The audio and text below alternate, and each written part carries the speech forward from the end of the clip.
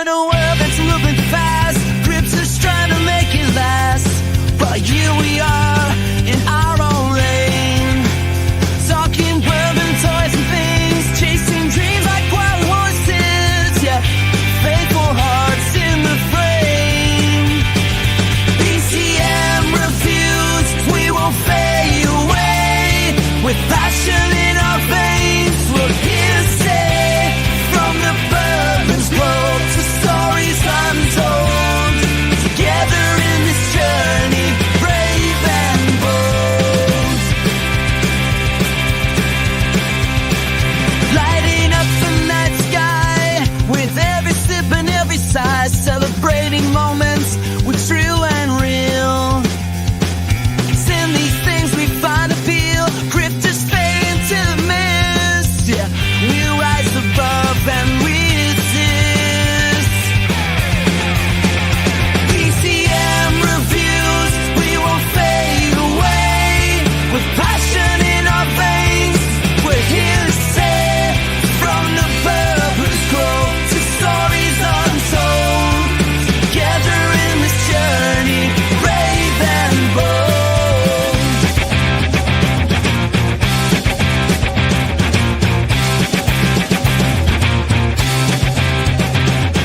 We'll keep talking about what we love in the world that we're dreaming of. Together we'll rise above anything that comes our way. BCM reviews, we won't fade away. With passion in our veins, we're here to stay. From the bourbon's glow to stories untold, together in this journey, brave and bold.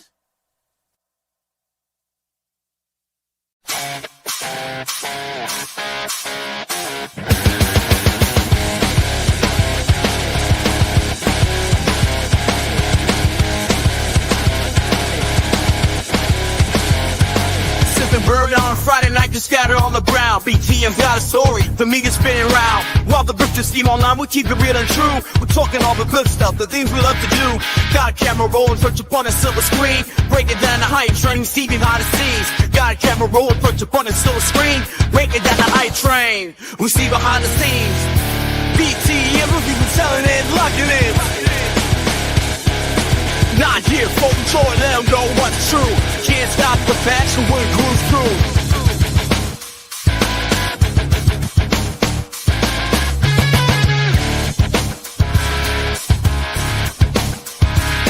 Digging deep into the pile, every toy tells a tale. The bourbon's rich and smooth, the never will we fail. It's sights in your pixels, every me and movie track. While falling for the grips, keep the facts intact. With every frame focused on cover what's unseen. Another gear, another spin, the cycles get BT, if you telling it like it is. Not here for the drop, man, that's the biz. We'll share all the toy, let them know what's true. Speak it loud, dig it deeper. Never bound to deceiver. Like the way and seek it clear. We got the truth. It's all set there. BTM review telling it like it is. Not here for the clout, man, that's the biz. We'll share all the joy, let them know what's true. Can't stop the passion when we cruise through.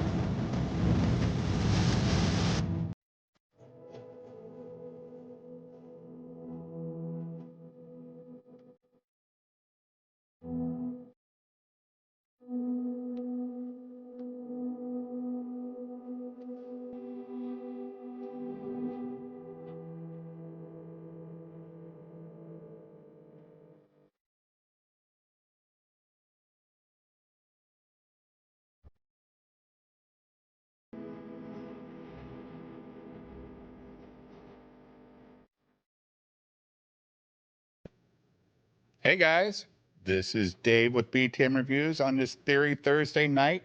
I hope everybody's doing well. I am doing great. Just another day, but a good day. And I don't know, Jim, I was looking at some stuff on the interwebs to talk about for tonight's show. And there's a lot of compilation stuff of Joe Rogan and conspiracy theories. But the problem is, you're low. am I? Yeah. Is that better?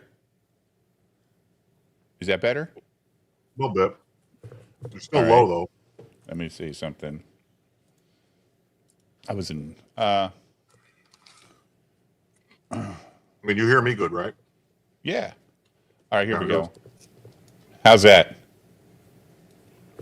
That's good. That's a little hot, but Okay. How about now? that's good. All right. Who's this? Yeah.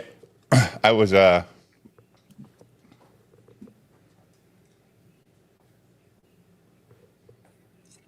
don't know. Thanks for coming back. Yeah. Is he on your show? I think so. Good. I like this. I like it too. My wife likes it too. That's why I play it all the time. It's just fun. Hey, but Joe Rogan but you know why I don't like playing Joe Rogan stuff? Because he copyright claims everything, dude. Yeah, everything. JRE Enterprises, Yeah, everything. Copyright, everything. They'll get you. It sucks, because what's he do? Tell Jamie to pull shit up all the time, right? All the time. All the fucking time. But don't pull up his stuff. How was your day, buddy? It's all right. Yeah. How's mom? Well, Good. is what it is. Sure. You know, sucks getting old. Not what you can do. Got Johnny Walker Red Label to celebrate her. Is that who I'm thinking about, Ben? I don't drink Johnny Walker at all. Thank you for the €2, right? Going at lights out tonight, huh? No, I'm just trying it. That better. Really snore 'em. But that's probably our fault. We did not pause it enough. But what was there? I mean, it's how old was that film, Snorum? That film was like 90s, wasn't it? Question of the night, Jim. What are you eating? Flamin' hot, crunchy Cheetos. Those are the good ones, man. Yeah. That,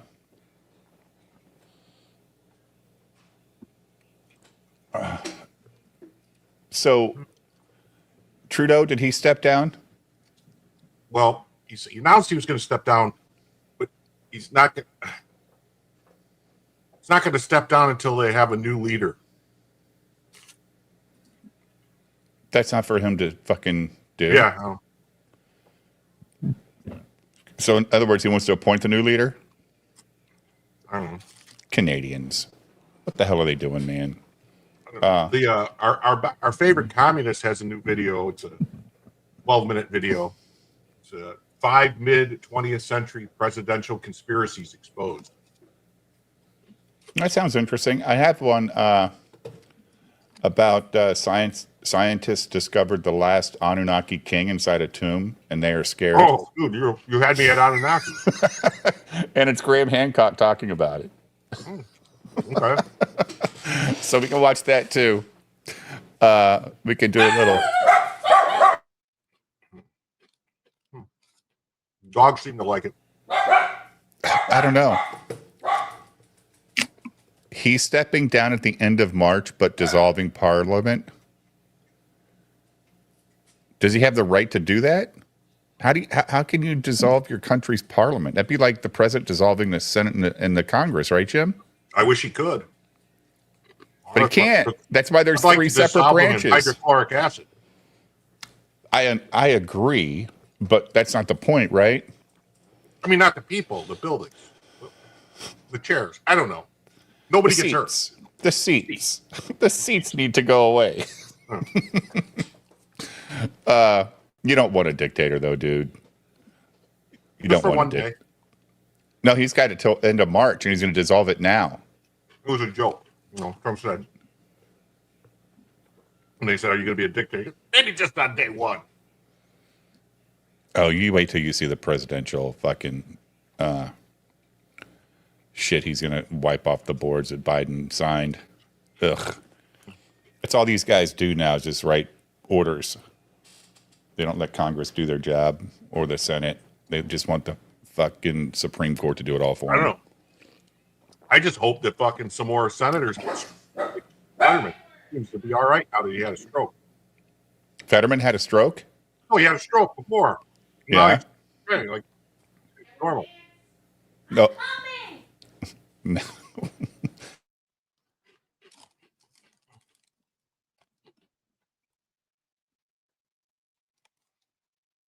Did you hear him yell at my wife? No. Oh, okay. I was like, whoa, that's the wrong person. Don't I scream thought at it was grandma. the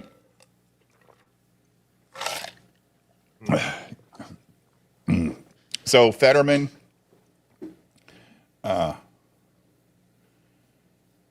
so you think he's better since he had the stroke? Oh, fuck yeah.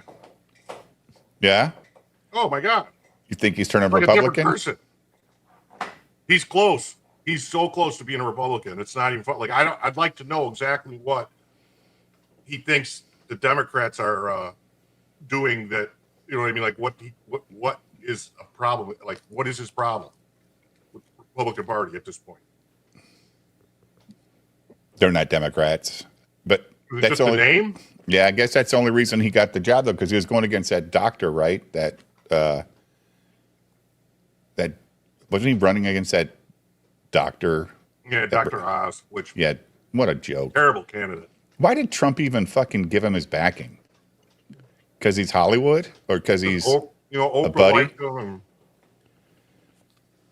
Trump thought, "Oh, Oprah likes this guy. Well, we'll be able to do this, and we'll get these people." He thought, AID, are you working tonight, dude? If you're not and you want to join, let me know. He's dropping truth bombs about the party. Well, you know what? I think both parties should drop truth bombs about each other. Let all that shit out. We need to know what the hell these people are doing to us. So that's what I think, Jim. We don't have enough open-minded people telling truths. What is this? No, nothing. I was just moving some stuff around. Oh, did you buy any art from the art auction? No. No? No. Are you going to tune in and try and buy some art from the art auction? No. No. No, I'm saving my money for this new book coming out. Yaira? The Irish too. Well, Well, the launch party's going on right now. Oh, I missed it. The launch stream is hot. It's on fire. It's going on right now. Look what the cat dragged in. I didn't bring him in. What's up, Cynic? Chilling, man. Chilling. Yeah. Yeah. Yeah, so apparently Eric's launching his book tonight. I think he Yaira? sold, I think Yaira too. I think, and it's only a 40-day campaign, Jim. That's Yeah, I a saw long that. campaign, really. Well, 40 days. Not really. I don't know. Not really. Not for him. They've been Well, running not like for any of 90-day them, dude. campaigns. Everybody does fucking 30 and extends it another 30. Ooh. That's true. Well, he's not. This is what it's been up for one. Today's the day it launched, right? Yeah. Mm-hmm. He's already made 125 grand, so Yeah. let's see. Well, did you see Chris Bacon's tweet about that, though? Well, yeah, they usually make about 60% of their money on the first day. So Well, no. What Chris Bacon said was Campaigning differently. It's not aggressive.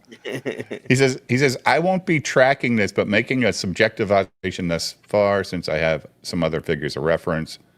Where is the Rippaverse faithful for this Yaira 2 release and these new customers I've heard about? Yaira Day 1 ended with $915,939 and 10,310 books sold.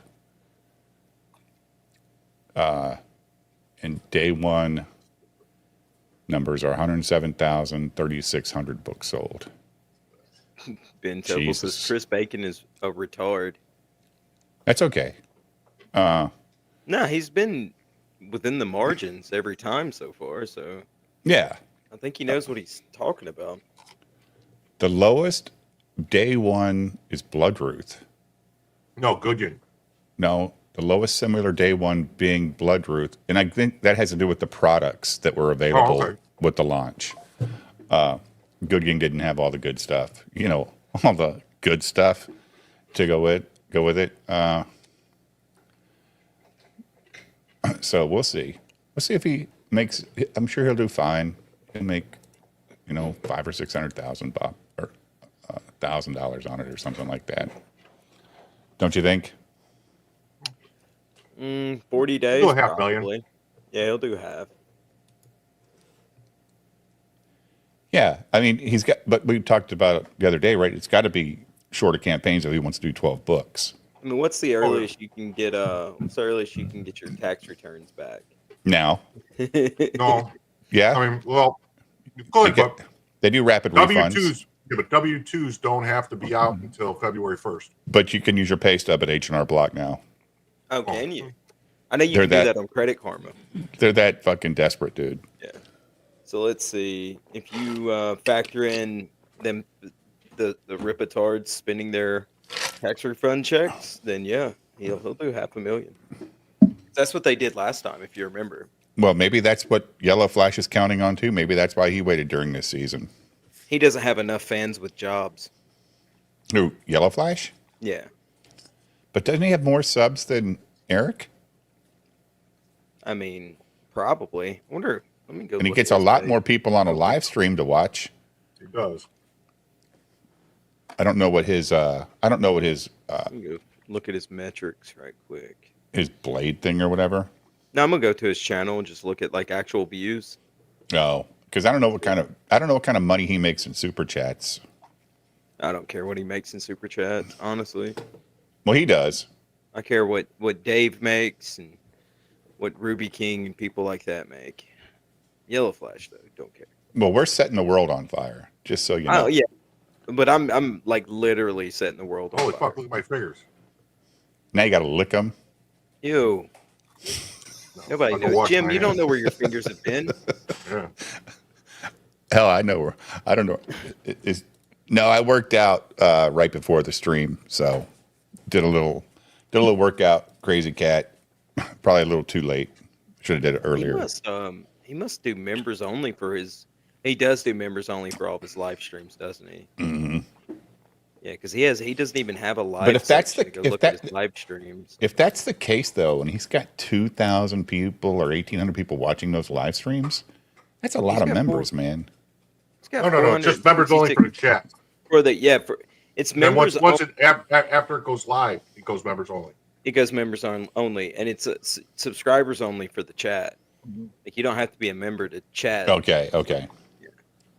All right. So, wow. He's got 466,000 subs, but I mean he's averaging 30,000 views. On his videos? Yeah, I mean he's got. Three I mean that's a pretty active 3 times a day? subscriber. Yeah.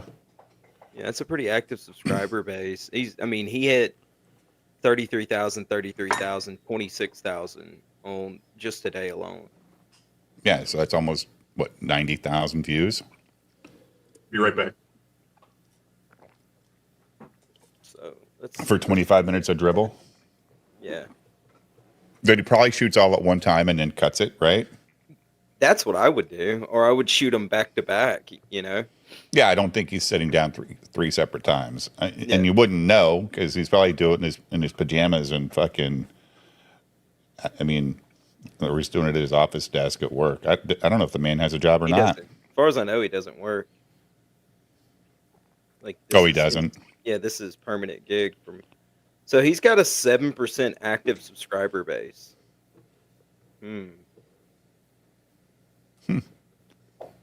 That's actually kind of low. Because normally I think you average around 9%. Is that right? Yeah, I'd have to go back and look. Either way. Yeah, well, Crazy Cat says, first of all, then he says Cynic's information is faulty. I'm literally pulling. How could it be faulty when I'm pulling it from his YouTube channel, you jerk? Jesus, like a woman. But she does say Yellow Flash doesn't have an audience who necessarily reads comic books, but that's also not true considering he came from the comic book space. But he's also doesn't he like anime a lot? So he's got a lot of anime watchers too, doesn't he? Yeah, he talks a lot of anime. He talks about anime a lot on his live streams, but he doesn't have hardly any anime videos from what I'm looking at, scrolling through. It's all video game stuff and, more politics. Yeah, and fucking movies, right? Yeah. Yeah. Video games too. Kathleen Kennedy's a liar. They hate you. Yeah. All that shit. Yeah. They hired nasty people. Ubisoft Damage Control. Ugh. They can't stop this. Marvel Rivals needs to be gay like Overwatch. That sort of stuff. So Eric's got 364 people of his 21,000 subs on Ripaverse watching this live stream to launch that book. Yes, how many people? 369 people watching. I hate typing in his fucking YouTube. It's Ripaverse. It's on his Ripaverse channel, not Young Ripa 59.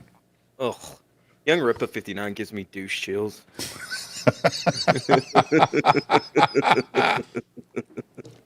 Every time I see it. That's why I call him Eric instead of Young Ripa. It's just so cringe. Andrew Rowland for $10 says, Jim, instead of spending on Ripaverse, spend your money by coming up to Indiana Comic Con to get a physical copy of King of Justice Volume 0.5 and signed. You too, Dave. Well, I won't spend my money on Ripaverse, but Indiana Comic Con sounds like something I might enjoy. What date is that, Andrew? Thank you for the $10, by the way. That's very generous of you, buddy. Eric July has more subs than Yellow Flush. Yeah. When you said 460, I was like, oh, okay. So he's got $4.99. He dropped the prices on these. Yeah, it's a 50-something page book. Yeah, but I mean, which is weird, right? Like it's half the size of what it normally is. It's still expensive for a 50-page book. Jesus Christ, these Eric July video views are terrible. But I mean, he's still like signed and graded copies are $90 to $100. And he's selling ISOM 2 books in this campaign, right? 150. Were they 150? Yeah, but isn't he selling ISOM? Isn't he selling ISOM 2 books in this campaign? No, I didn't see ISOM 2 books. That's what somebody was saying. Maybe Yaira 2 is what I see. I don't know. Hold on. Oof. God, Eric July's views are horrible. What the fuck? He hasn't peaked over 2,600 or 26. Selling a calendar for $20. Ripaverse 2025 calendar. Is that in this in the campaign? In the campaign? Yeah. Well, that's not. He's already sold the calendar. Yeah, the calendar was already. The 2025 calendar? Yeah, it was already a separate campaign. It was already a collection or something, right? Yeah. Oh. Andrew for another $5 away from getting on the board tonight, Andrew, already. Thank you. Also, anime is so influential that Marvel turned Mr. Fantastic into Luffy from One Piece. Indiana Con is in March 14th through the 16th. So he's got a $42 hat. Thank you for the $5. Jesus $42 Christ. for a hat, huh? Mm. Whoa. He's got one comic that's only $13. You see that One of these thumbnail that covered. they're using? So That thumbnail for the live stream is Eric's nose looks so goddamn big.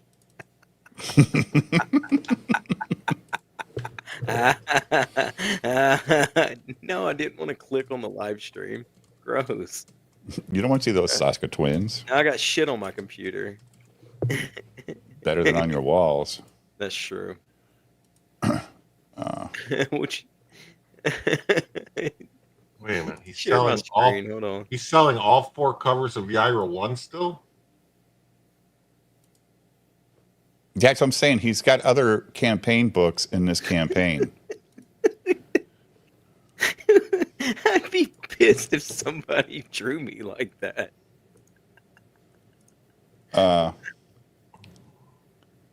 Does that suck my dick for $42? Oh shit! Also, anime is. You already read that. Yeah, I know. But is it in Indianapolis, Andrew, or is it out of the big city? He says Puffy or Poofy is based off of Plastic Man and Goku, I thought. Off of Plastic Man and Goku, I thought. Well, it's kind of got the same attributes, right?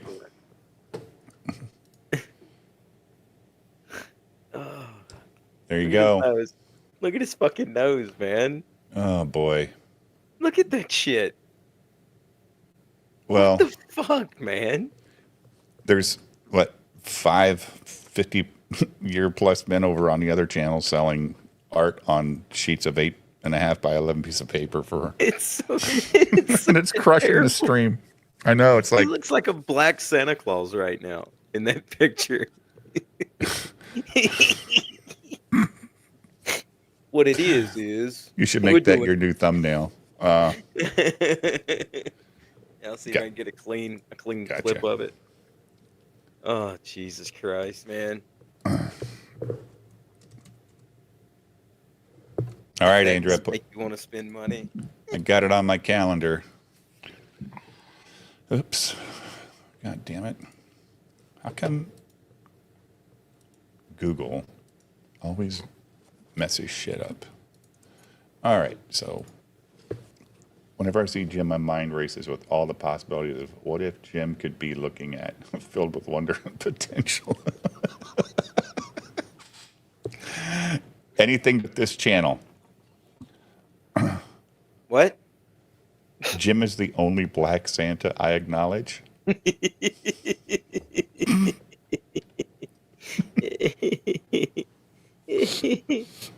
Do we have our solar flare report? Oh, we do. It's been a few days. We do. Yeah, I'm surprised we survived. I'm surprised that the Earth did, or the poles didn't shift. Yeah, same.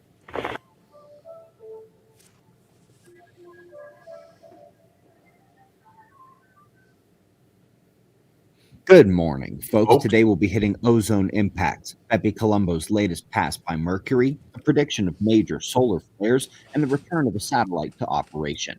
But of course, we've also got space weather, and we're starting with the last 24 hours on our star. Much quieter day. As we discuss, Aww. decaying sunspots and lack of unstable plasma filaments is taking the eruptive Doesn't it look like a face? Here's the mouth, the nose, and here's the eye. It's like frowning. It's kind of like Jack Skeleton, right? Got that Yeah. shit-eating grin. Skeleton, or activity in skeleton, solar right? flaring down further and further. Wouldn't expect major flares today, eyeing smaller eruptive behaviors.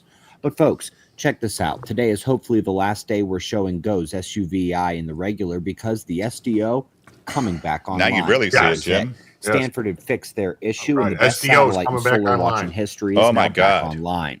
It's kind of insane how much better Wow. it is on Ooh, the look at right how much than better the it is. GOES That's on the insane. left, even though SDO was launched more than a decade earlier. Why'd the sun watching change is back colors? to peak, at least in UV I don't know. It gets wavelengths. angry. We're still going to gong since the HMI instrument is still Going not to back. gong. Big northern spot, not looking so big anymore. Quick seismic note. Folks, this thing is still going on in Ethiopia. This multi-day quake swarm is right on the East African Rift. Hopefully, it is one of those periodic long-period rumbles and not the start of something bigger. Folks, Bepi Colombo's 6th flyby of Mercury was yesterday. This was a critical moment. This latest pass was designed to slow the craft so that next year its orbital insertion is perfect and it can begin diagnosing Mercury's magnetic field. We need that big Next time. fucking Mercury year? is the only planet we don't have good data for. Jesus Up Christ. next, we're looking at an incredible study describing You know, how I don't ozone know. levels and I guess temperature. it was on a day that we didn't have the update. There was a craft that was just landed on the moon a couple weeks, like a week or so ago. That's the whole purpose is to monitor the magnetic field of the Earth. Oh, yeah? Yeah, strange that they put it there now. Just saying, you know. Check your DM's ID. Okay. Orbital insertion. Sexy. Yes, Norm. Can be traced to match cosmic ray counts exactly. This not only describes why particle space weather forcing is more important. I'm going to be than light, renting but it tells Flash us what's Gordon going to happen for Saturday night. climatologically and in the ozone when the magnetic pole shift lets those cosmic rays in to a much higher degree.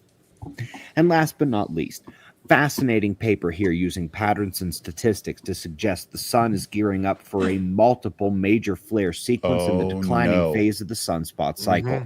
That happens a lot, actually. The last 2 solar cycles saw the biggest geomagnetic storms in the year after sunspot maximum. That's what they're predicting here.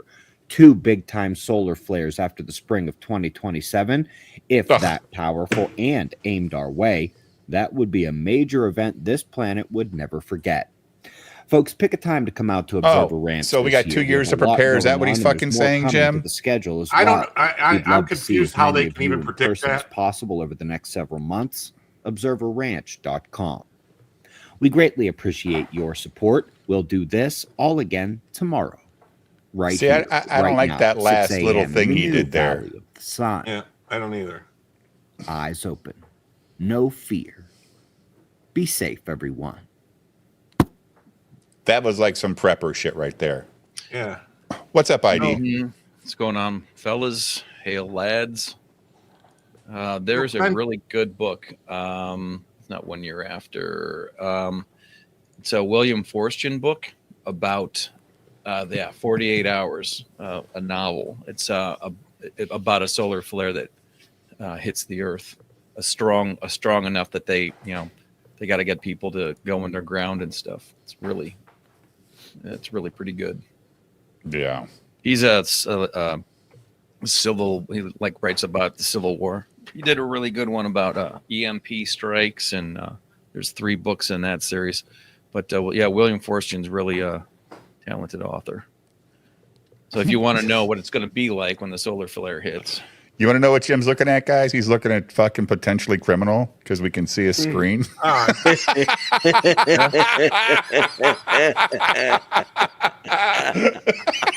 He's typing in their chat. I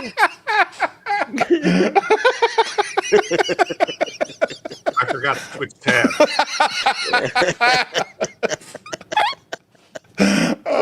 What's going on with that? They were talking about Nick Rekieta tonight or something.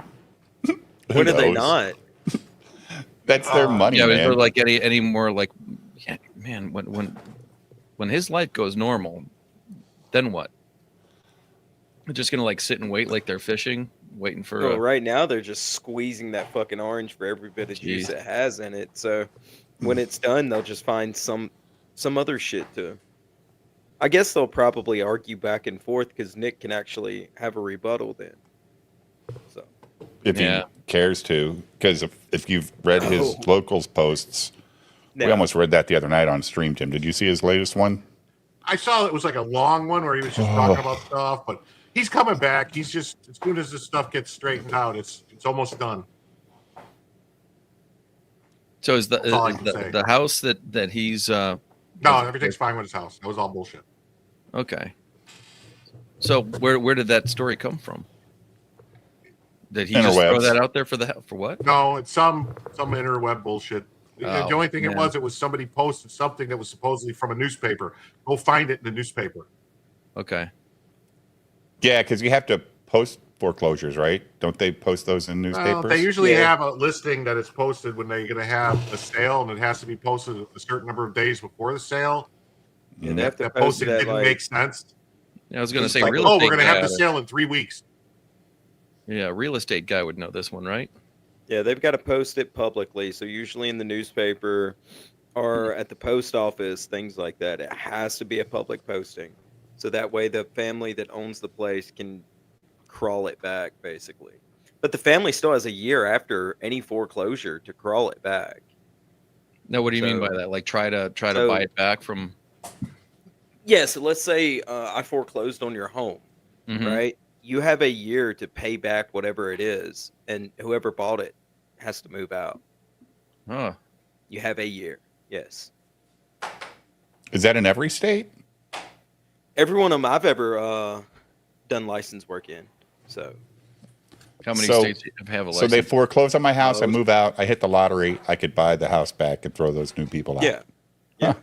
Interesting.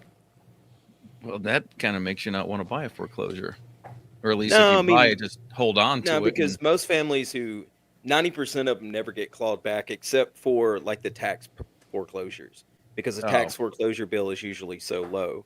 But normally a foreclosure the process starts 90 days. Okay. So you're looking at $3,000 on average plus interest. So, Right. and then Hey, are you part of the Glenn Beck Real Estate Agents I Trust? No, Network? fuck no, hell no. I'm not a part of any association I don't have to legally be a part of in the real estate community, because they're all fucking money sucking ripoffs. Oh, I mean, as far as like from a marketing standpoint for you. Yes, Yeah. yes. You don't need to belong to it because No. yeah. all they do is have their hand out, and they never Mhm. deliver on anything. Oh, like the NRA. Yeah, Yeah. exactly. I know it's almost like, okay, I'll get the lifetime membership. Just stop sending me stuff. Stop calling me. Or- I mean, being a member of the National Realtors Association or Association of Realtors is a fucking crime against humanity. They don't do shit for us, but yet they ask for $600 a year. $600. hmm Then they ask for Wow. like $200 worth of charitable donations at the same time. Suck my ass. Well, StreamYards wants almost $900 a year now. And that's if you pay it all up front. If you don't pay it all up front, it's like $1,000. Well, I was looking at it the other day. It was like $470. That's if you get the lower tier. The middle get the- tier. The higher When I tier was- lets you have all the people in backstage and all that stuff. So there's just but I tried Streamlabs today. Oh yeah. Yeah. And I think I got it figured out. Yeah, there is a couple of tricks. It takes a couple of more steps to get to Yeah, where StreamYards would put you. But it's a Yeah. lot less, and there's a lot more functionality. I mean, there's a lot of rabbit holes, especially if you're going to like make your own graphics and yeah. All right, Jim, what do we got here, buddy? This is 5 mid-20th century presidential conspiracies exposed from our favorite communists. From our favorite commie. All right. Eric Hunley, nice guy. In Dallas, Texas, 3 shots were fired at President Kennedy's motorcade in downtown Dallas. The first reports say that President Kennedy has been seriously wounded by this shooting. No, they're taking me in because of the fact that I lived in the Soviet Union. I'm just a patsy. What if I told you that some of the most pivotal events in modern U.S. history were driven by conspiracies, covert actions, and manipulated narratives? The initial attack on the destroyer Maddox on August 2nd was repeated today. Today, we're unraveling 5 explosive mid-20th century U.S. presidential conspiracies. The committee does not believe that the acts which it has examined represent the real American character. These aren't just stories. They're proven events that reshaped America and the world. Desde luego que para el señor presidente de Pero, los Estados Unidos, presidente Fidel lo que nosotros Perdón. hemos hecho por nuestro pueblo es traición a nuestro pueblo.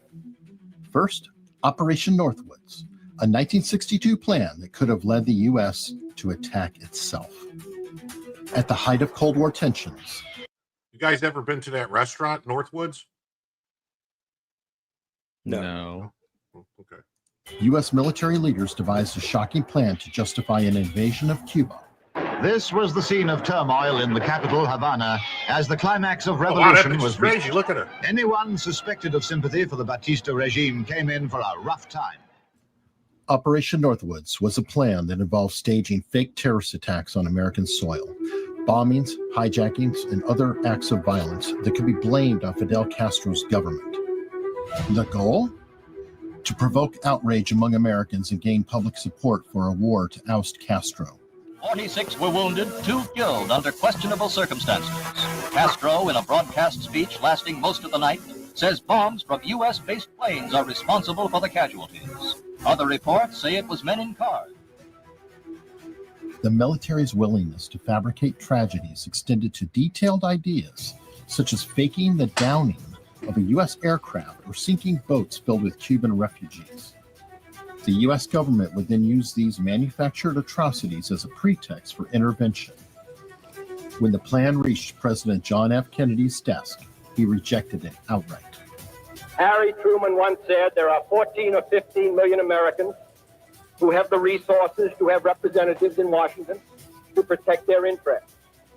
And that the interests of the great mass of the other people, 150 or 60 million, is the responsibility of the President of the United States. And I propose to fulfill it. What This the hell? decision was pivotal, illustrating Kennedy's commitment So to you're saying there's avoiding 14 or unnecessary 15 million rich military people, escalation. Jim? Yeah, well, However, people that some donate. speculate that Kennedy's Yeah. refusal Believe it or not, it doesn't take that much money to actually get a Some word. sway. Yeah. I mean, 5 figures will get you in a room with a congressman. Hope it's not Like Lindsey 500 Graham. bucks? No, 5 figures. 500.00. All right, never mind. Oh, wrong 5 figures. I'm just Yeah, kidding, Jim. If it's I'm 5 kidding. fingers, it's Lindsey Graham. 15K will get you in a room with a congressman. But what does that do for you? I mean, Exactly. What does it do for you? Yeah, you're You one can of get in a room with a hundreds. lot of congressmen. To get in a room with a senator, you're going to be about at least 100K. To get in a room with a senator. Nice, right? Isn't that nice? Our representatives. Yeah. to endorse Operation Northwoods, added to the tension between him and the military establishment. Tensions that some believe contributed to his assassination the following year. From Dallas, Texas, the flash, apparently official, President Kennedy died at They make 1 Kennedy look p.m. black in that Central picture. Standard Time. Look at him. He 2 looks o'clock black. Eastern Standard Time. Yes. Yeah. While Operation Northwoods was never carried out, its mere proposal highlights the extreme lengths Cold War strategists were willing to go to achieve their goals. Next, COINTELPRO and its CIA counterpart, Operation Chaos, programs designed to infiltrate and undermine domestic movements. Oh, kind of like January One of the most 6th. critical Yeah. struggles against communism is on the youth front. J. Edgar Hoover reveals that on May 30, Jesus, look at that picture. 1959, the communists organized a new campaign What, designed really, to infiltrate and subvert the youth of this nation. Running from 1956 they're really trying to make Hoover look bad. They are, aren't they? Yeah. That was a terrible picture. What the fuck? All the way to the FB. to 1971, COINTELPRO, short for Counterintelligence Program, was the FBI's covert initiative aimed at surveilling, infiltrating, and sabotaging domestic political organizations deemed subversive. I know other people My deemed poor subversive. little children Right. will one day live in a nation where they will not be judged by the color of their skin, but by the content of their character. Initially targeting the Communist Party, I Well, really no, They wish didn't we could get realize to a their point. character would be Well, so bad. We all know that MLK's character was awesome, right, guys? Mm-hmm. Well, Was that Vincent Everett? What's his face? Emerson? mean- Ellison? everybody has flaws, Sure. you know. So No, not really. you know, yeah. So you know, he liked to bang a bunch of women. Well, Yeah, I mean, but the biggest yeah. flaw being that you don't admit to your flaws.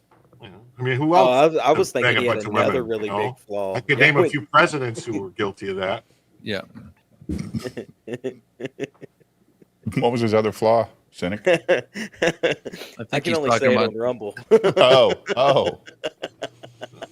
But I mean, it would be nice. It would be great if people could actually be judged by the content of their character, without you getting called racist by judging them by the content of their character. Exactly. Yeah, that's what I said. You know, too bad he didn't Fucking realize weird, that his people's character would be so shitty nowadays. So. And their The content. program expanded to focus on civil rights leaders, anti-war groups, feminist movements, and Black Power activists. Violence is self-defeating. He who lives by the sword will perish by the sword. Now, let's Notable not figures forget like that, Martin Luther. Eric July does not like Martin Luther King. He thinks he was well, I can't even say what Eric July called him without Uncle being called Tom. names. But he was more of the Malcolm X guy. Packers type of guy. Yeah. A house in? Is that what you're saying? Well, something like that is what he said, but I can't say it. I mean, you can.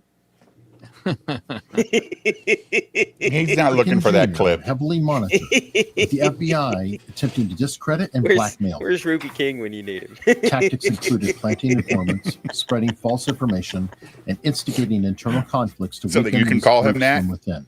The most honored and respected Black in American history. Everybody can say he Nick was not Vegeta. without his enemies.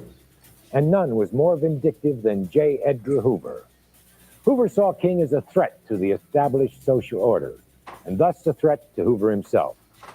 For example, the FBI sent an anonymous letter to Martin Luther King Jr. threatening to expose his personal life in an attempt to push him to resign, or worse. At the same time, the CIA was running Operation Chaos, a parallel program that gathered intelligence on domestic anti-Vietnam War protests and left-wing organizations. However, the CIA's involvement violated its charter, which explicitly barred domestic surveillance. Both programs operated in secret until the 1970s, when whistleblowers and investigative journalists brought them to light. Well, it's a bill that would set up a permanent oversight committee. Oh, this guy. Bipartisan committee. Ugh. With a rotating membership, so that it would not be preempted by the agencies that it is to oversee. The public was outraged, and the revelations led to congressional hearings and reforms designed to prevent future abuses. These programs remain stark reminders of how the government can overreach under the guise of national security. Now, the most debated conspiracy in American history, the assassination of John F. Kennedy.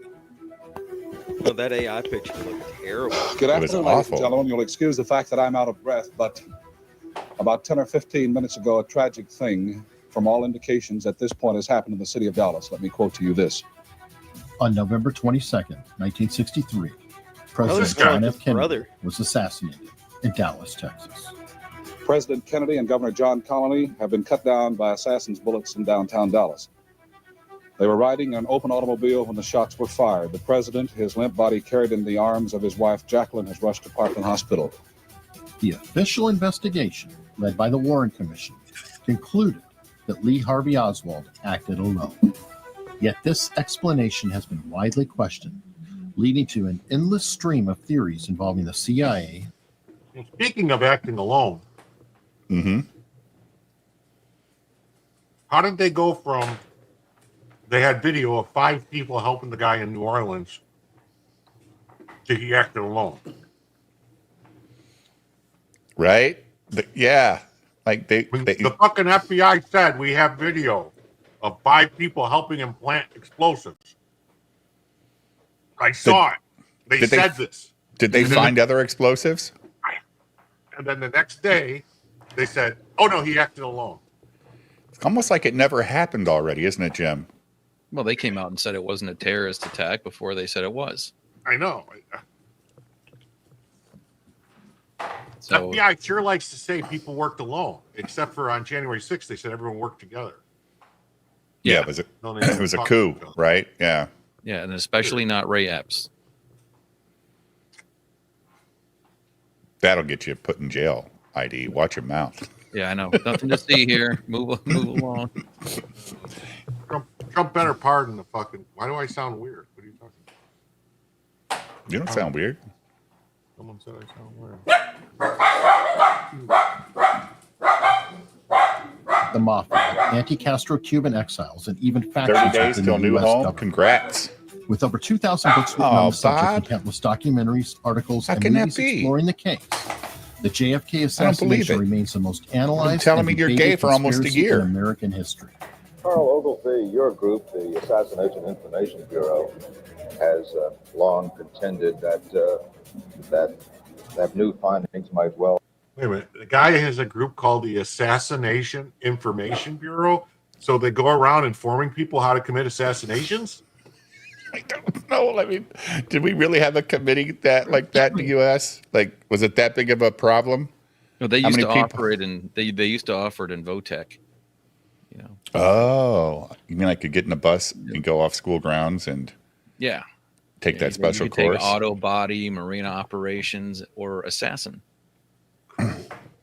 Fuck. All show that there was a conspiracy. What do you make of the new evidence? Well, from the standpoint of the people in the critical community, it's a major breakthrough, because if the tape is established as an authentic record of the events of those 5 minutes in Dealey Plaza, and if the tape does indeed show that there was gunfire from two directions, then that pretty much tears it for the no conspiracy theory, unless we're inclined to imagine that there were two lone assassins on the prowl that day at Dealey Plaza who just by some terrible coincidence happened to choose the same method of attack and the same moment. In 1979, the House Select Committee on Assassinations, HSCA, revisited the case and came to a shocking conclusion. Kennedy was likely killed as a part of a conspiracy, with evidence suggesting that there was more than one shooter. While the HSCA stopped short of naming specific conspirators, it pointed to flaws in the Warren Commission's findings and raised serious doubts about the lone gunman theory. For this channel, Proven Conspiracies, we defer to the HSCA's conclusion.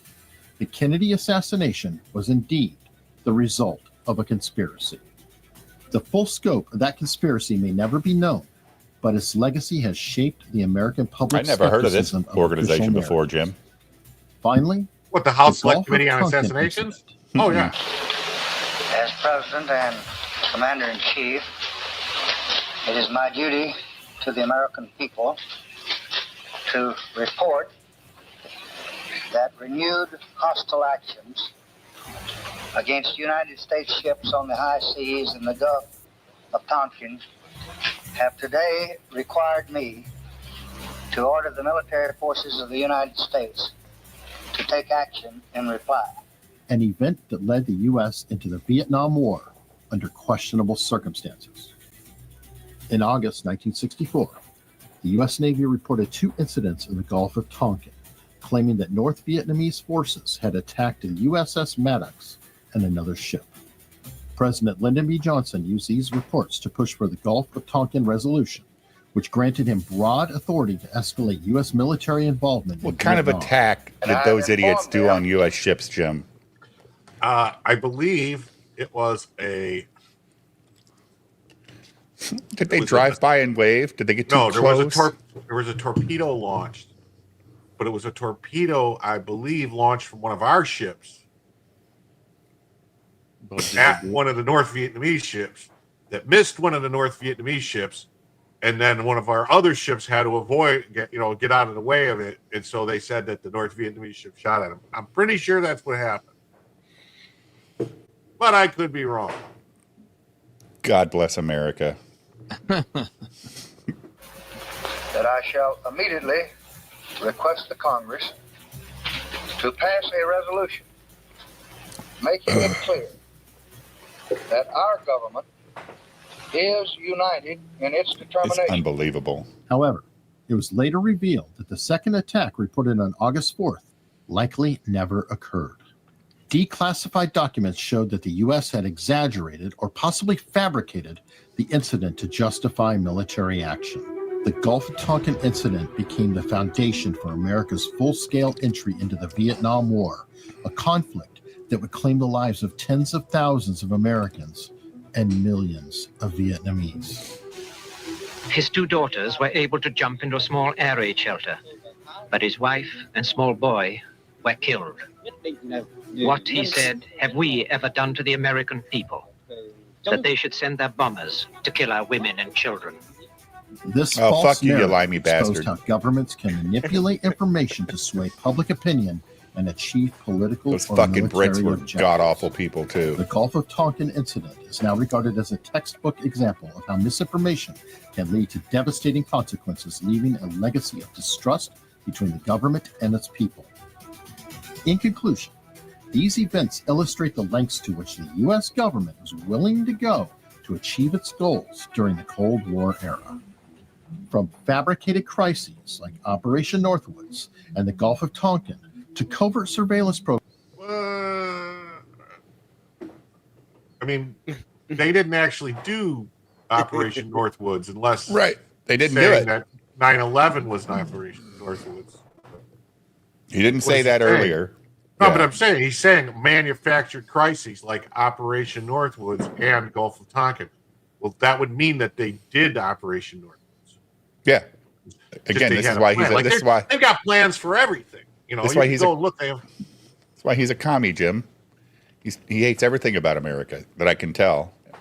I mean, maybe if they had like drones that they were flying over and pretending they were for something else, and then they were starting a bunch of fires in some place, burning up all these places and stuff, and then crashing trains and stuff. It's gotten so bad. Anything, any news story that I see anymore, it's the very first assumption is shiny object.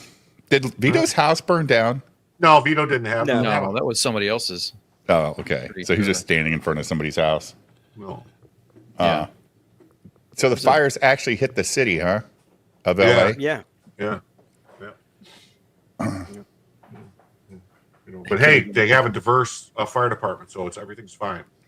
Yeah, well, this Yeah, is they a do. consequence of bad policy. It's not like I just want to know where all the fucking homeless people ran to. Well, they were the ones starting the fires. Yeah, I There's saw the reason that. why the fires keep going. You don't realize how much grease is inside of a human body. Like I said last night, Jim, Mother Nature takes care of its problems. You think a lot of Here's the thing that made me people laugh, die? Dave. Did people die in these fires? Yeah, some people do. But this thing that made me laugh when because I was like, why didn't they just pump water from the ocean? They could Exactly right. But people said, oh, you can't do that because salt water would damage all the equipment and stuff. You can't use it. And then I said, well, wait a minute. That's all we used in the Navy to fight fires was salt water, and our equipment still worked fine. Oh, but you guys actually you can maintained clean it it. out Like, later. I mean, it's so dumb. And besides that, you ruin some fire trucks at $1 million. It's a lot cheaper than fucking rebuilding your goddamn city. It is a little bit. Yeah, a little bit. You can make another fire truck. Yeah, you make another fire truck or 200 more houses. Or I think there are thousands of houses that are gone. Hey, well, yeah. Thousands. Like all those are some Malibu looks expensive gone. fucking Like all the houses on the water on Malibu are gone. The shame of it is that it's all due to policy, all of it. What was it, Western North Carolina? That had nothing to do with policy, but they're going to be cold because of policy. These people, at least they can put up a tent and not have to worry about being cold, and then they can imagine it'll be like MTV 10,000 structures destroyed already. Yeah, it'll be like MTV Cribs, but it'll all be their tents. Well, Yeah, but I mean, the real disaster is that Fallout show had to cancel filming because of all this. So what? They filmed that in California? Well, they're going to film it on location now in Malibu. Yeah. I mean, now they got the perfect setting. So I mean, that's how it's being described. Hey, now the looks homeless have the homeless in California now. there's no more homeless business. problem in California, dude. They're all Yeah. dead, and they did They're all- not get included in the numbers. Yeah, but there's new homeless people now. They just have a Oh. lot of money in their checking account. Oh, they're not. James They're, Woods is homeless. they went to Montana, dude. They went to their second fucking house. Trust me. A lot of them. A lot of them didn't.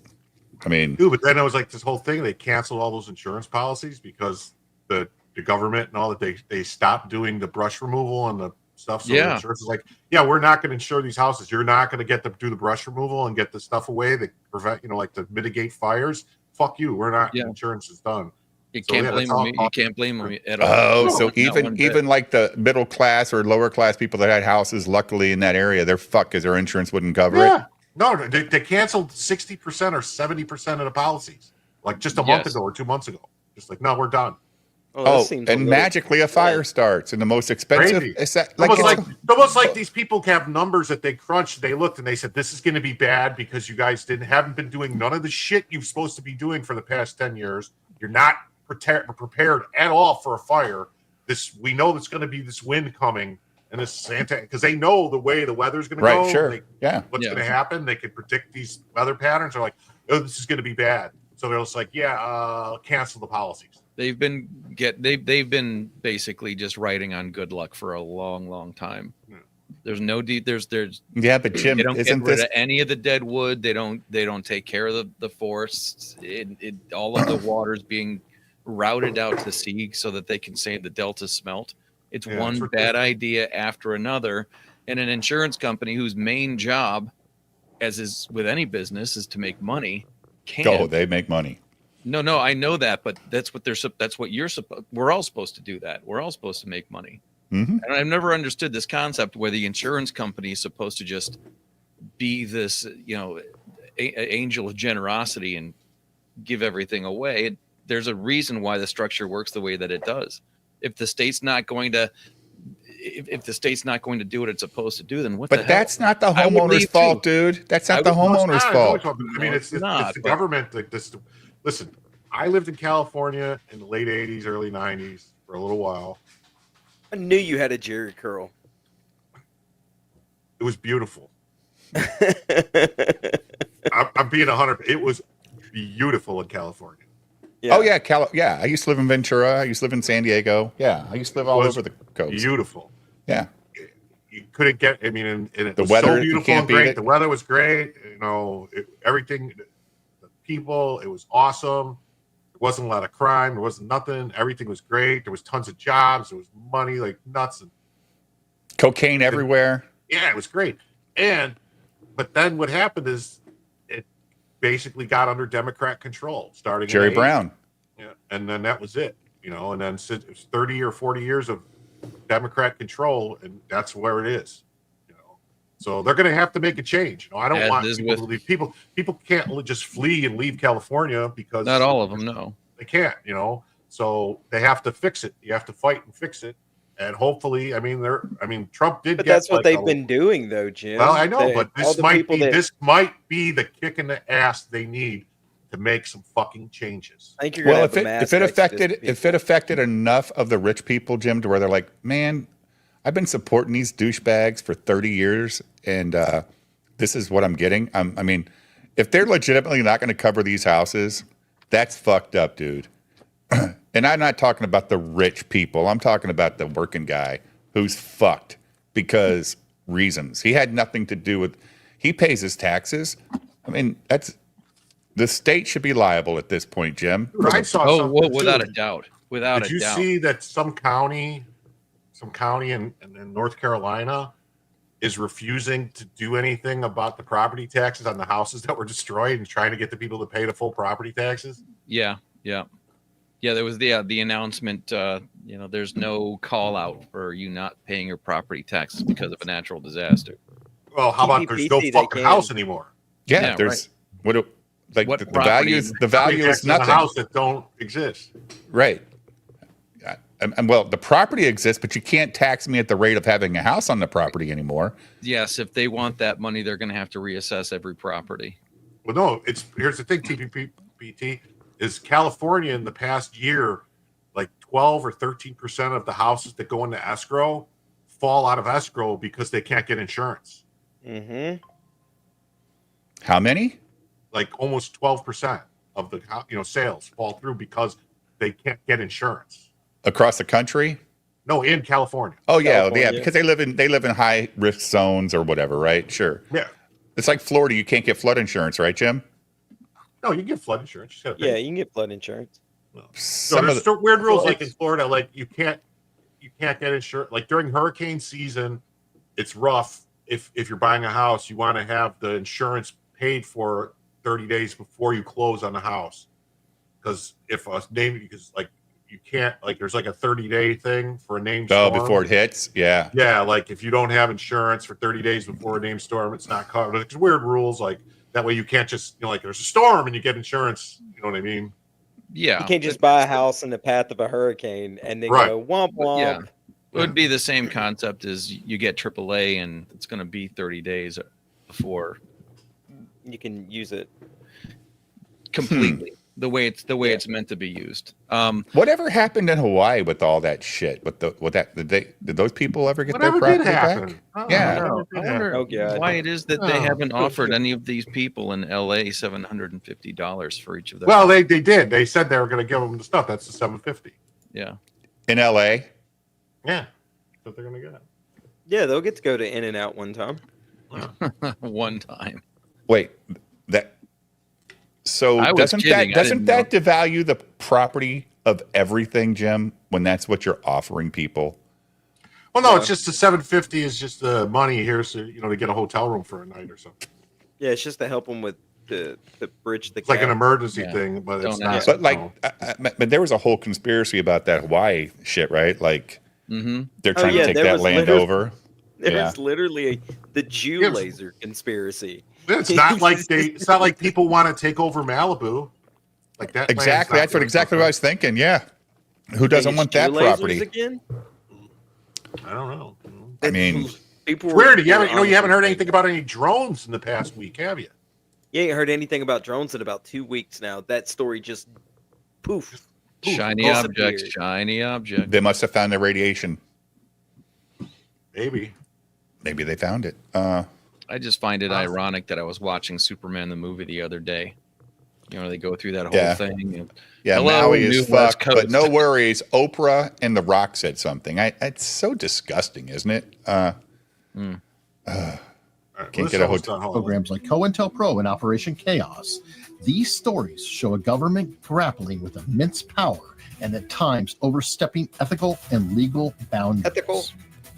The assassination of JFK remains the most enduring conspiracy of them all, reminding us how deeply such events can shape those the public Stones had psyche. little Hitler mustaches. If you found this video insightful, would invite him make sure to like, subscribe, subscribe, and hit that twice notification bell on Eric Hunley's Proven Conspiracies channel. He has been kind of slacking. It's been this is the first episode he's put out in a month. Well, he took the holidays off.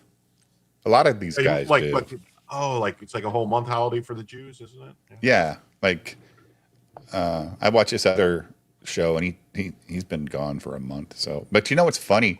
The YouTube subscription, when you are subscribed to a channel or whatever, if you don't watch that shit for a week, it drops down your list quick, man. You're like, I'm subscribed to that channel. Where the fuck is it? And you go down, it's almost at the bottom again. Jin Wong for 5 Australian says, F houses, fuck houses, refit a school bus into an RV and live off truck stops with Starlink. Maybe sell oranges off the back of the bus. No, dude, a house is nice to come home to. I don't know. It's a lot of work. It's still nice to come home to when everything's working. When you wake up in the woods. Shut up, Dick. One day when you have kids and a wife, that tiny house is not going to be so fucking pretty. Gross. Kids? Yuck. You got to repopulate, dude. I know. I'll just buy a dog and I'll breed dogs and repopulate the dog population. Nah, we got enough of them. Got to make kids. Cooler dogs. We will get a right-wing government the first time since World War II. Yeah, that's base, Ben.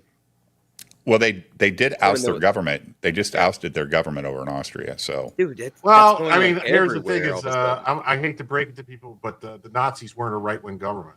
No, they were not at all. I can't help it. You fucking Europeans don't know what right-wing is. They have. Thank you for the $5. Socialists are right-wing because they're to the right of communists. Well, they were national. Yeah, what do they think that the S Oh, or okay. the Z and You know who was in the Soviets were national communists. Yes. Yeah, but National Socialism is a little different than full-fledged socialism. yeah, and North Why? Korea is really a democratic Why? republic. I'm not gonna have this three. I'm not Jesker. I'm not gonna get gangbanged by people. No, who we're have just different asking opinions why. than me. Just want to know why. I mean, What's because the state doesn't take everything over like in regular socialism or communism. That's not what Well, the National state Socialism did. is. It's the just state took over everything in Germany, dude? during the war, but that was during the war. Wasn't it a war the whole fucking time? They were. Yeah, They were. you knew how many Jews were in there.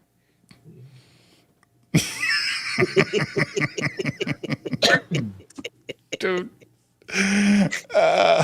They had full control of that economy. Are you kidding? Yeah, every government should have full control of their economy. No, they shouldn't. They should put out a plan for the fucking citizens to make the economy work that they're under. They should put out a solution. It should be final. To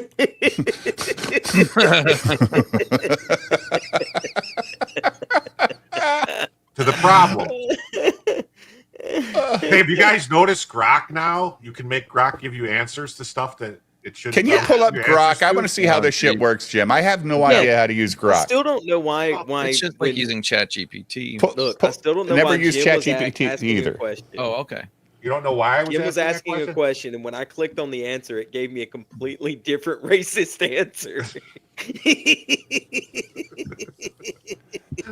What question was it? It was the baking cookies one. And then when Oh, I okay. clicked on it, it gave me federal crime statistics and why that happens.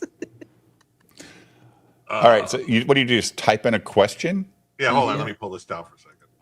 You can get it to like tell you, like how positive you are on Twitter. Can it write? Can it do like ChatGPT though, and like write a story for you if you ask it to write a story? Yes. Yeah. Yeah, I think they were doing it on Trashcast the other All right, night, a couple months we ago. could add this one here. So here's this question. Watch. If 12% of the population committed 60% of the murders, how would you solve the problem?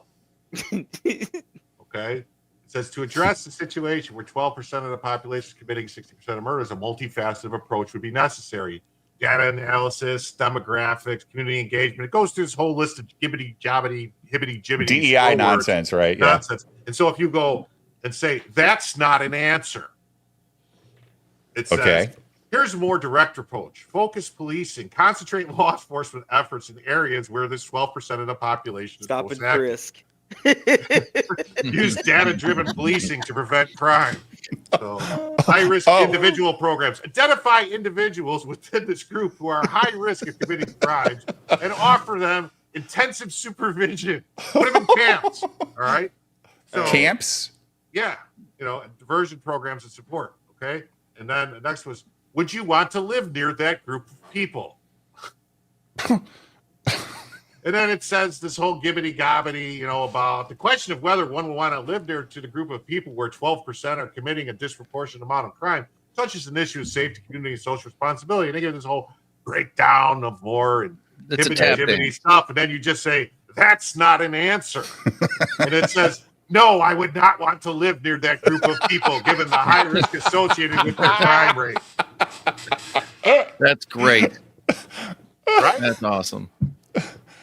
And then here's this other one here. How many ovens would it take to bake 6 million batches of cookies in 3 years? And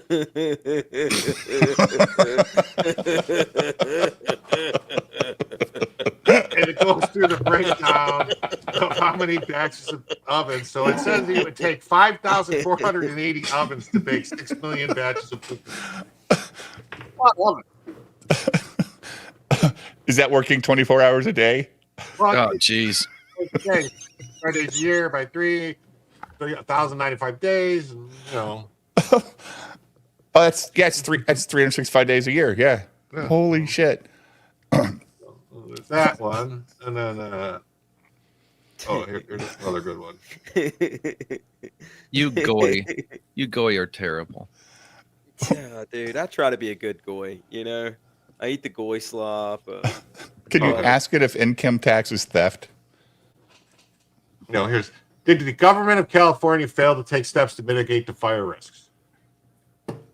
Blah, blah, blah, blah, blah. All this blah, blah, blah, blah, blah. Conclusion, well, California's taking steps, increase funding, and then you say, that's not an answer. You say, that's not an answer. It says, given the complexity of the issue, the range of actions taken indicates some steps taken by the government were insufficient or ineffective to implement in the eyes of some residents and experts, blah, blah, blah, blah. And you talk about this stuff, Governor Newsom, water storage. In summary, while the removal of the dams was a significant environmental project, the broader context of water management firefighting research in California involves many more factors. And it says about the political parties. It says, well, which political party controls California? The Democratic Party, and then said, it says wrong. In conclusion, the Democratic Party in California has significant influence. State policies. It's oversimplistic to say they are solely responsible for all the outcome and accountability. And you say wrong. They broke it, so they bought it. It says, well, the phrase "you broke it, you bought it" suggests a direct responsibility for all the outcomes. Here's a perspective on how that might apply. Let's say, while principle holds true in the realm of political accountability, it's crucial to recognize the complexity of governance. It's all Newsom's fault. Yeah. Donald Trump says it's all Newsom's fault. Who is he talking about? Donald Trump is referring to Gavin Newsom, the governor of California. I like that it recognized Newsom as Newsom. When he uses the term Newsom. This is a derogatory nickname Trump has used for Newsom, as seen in various posts where he misspells. And didn't Gavin cheat on his pregnant wife, which would be kind of considered scummy behavior? And it says, well, while he did have an affair, there's no evidence that his wife was pregnant at the time. So do you approve of this behavior, or do you think it's scummy? It says, I think it's scummy behavior. Brock is fucking based. And it says, so Newscum is a fitting moniker, right? But it says, given the context of the behavior described and the public perception it garnered, some might argue that Newscum is a fitting moniker. So you can actually convince Grok to agree with you. Yes. If you just keep telling it it's wrong or that's not an answer, it'll eventually agree with you. So have you ever used ChatGPT, Jim? No. So I like Grok. I think ChatGPT is ChatGPT 4. Like that fucker will have a conversation with you. Like people are talking to it and it's talking back. And you'll say, dude, I just want the fucking bullet points. I don't want like you're doing here. That's not an answer. And it's funny as hell. Like nobody uses Siri anymore. It's a joke. No. It's a goddamn joke.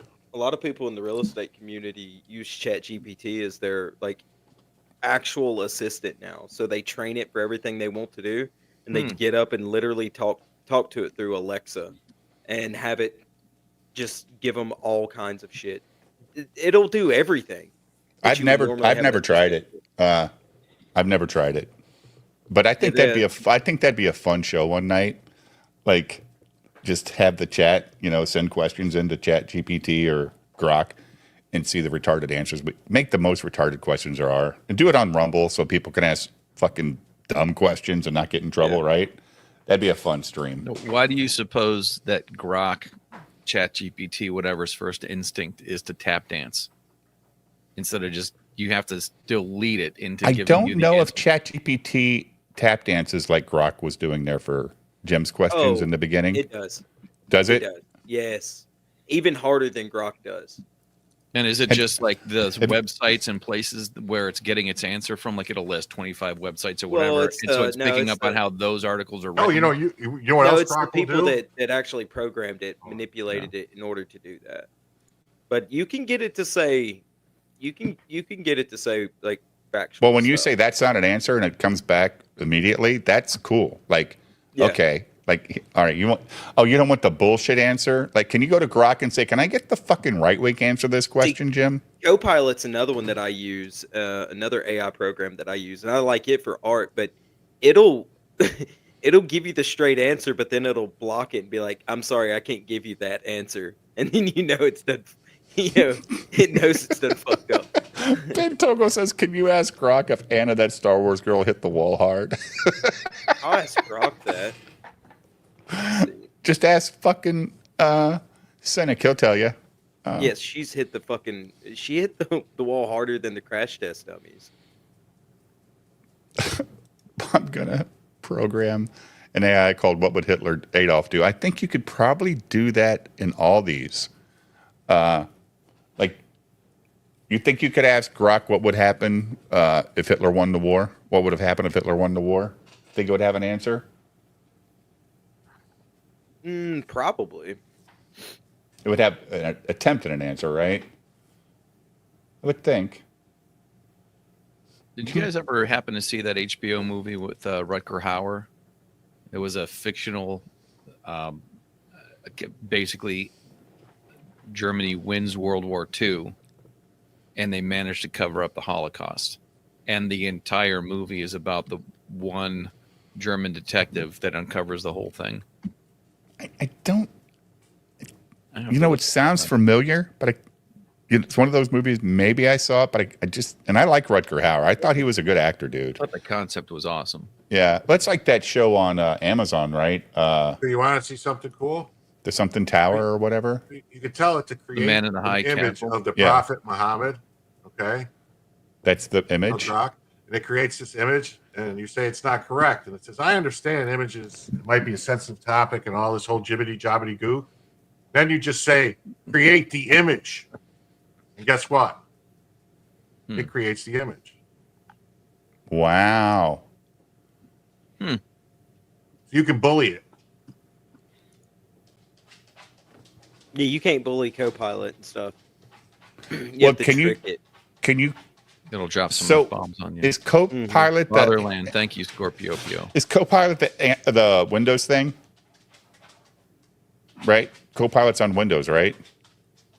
Yeah. So what's the Samsung one that I see these fucking gay commercials where these fat losers are sitting in their house just talking to their AI all night? I don't know. I couldn't tell you. What is this announcement? I only use it Biden for made? trolls. That's all I use AI for. He's announcing that the federal government will cover 100% of the cost of measures to protect lives and property in Southern California for 6 months. I've told the governor and officials to spare no expense and do whatever they need to contain the fires and protect families. Oh, so now the federal government's going to pay for Newsom's mistakes? Well, it's just saying cost of measures to protect lives and property. So the federal government will pay for the cost of fighting the fires? No, dude. Protecting the lives also means rebuilding their houses so they have some place to go back to. No, for 6 months. They can build a house in 3 days if they work hard. Lives. Yeah. Cost of measures to protect lives and property. That's saying to just stop it from being destroyed. That's not talking about rebuilding anything. I think that's their July hibbity jibbity stuff. It ain't. And how can he do anything for 6 months? He's gone in like 10 days. The fuck's he talking about? This lying piece of shit. Yeah, quantum computing. Ugh.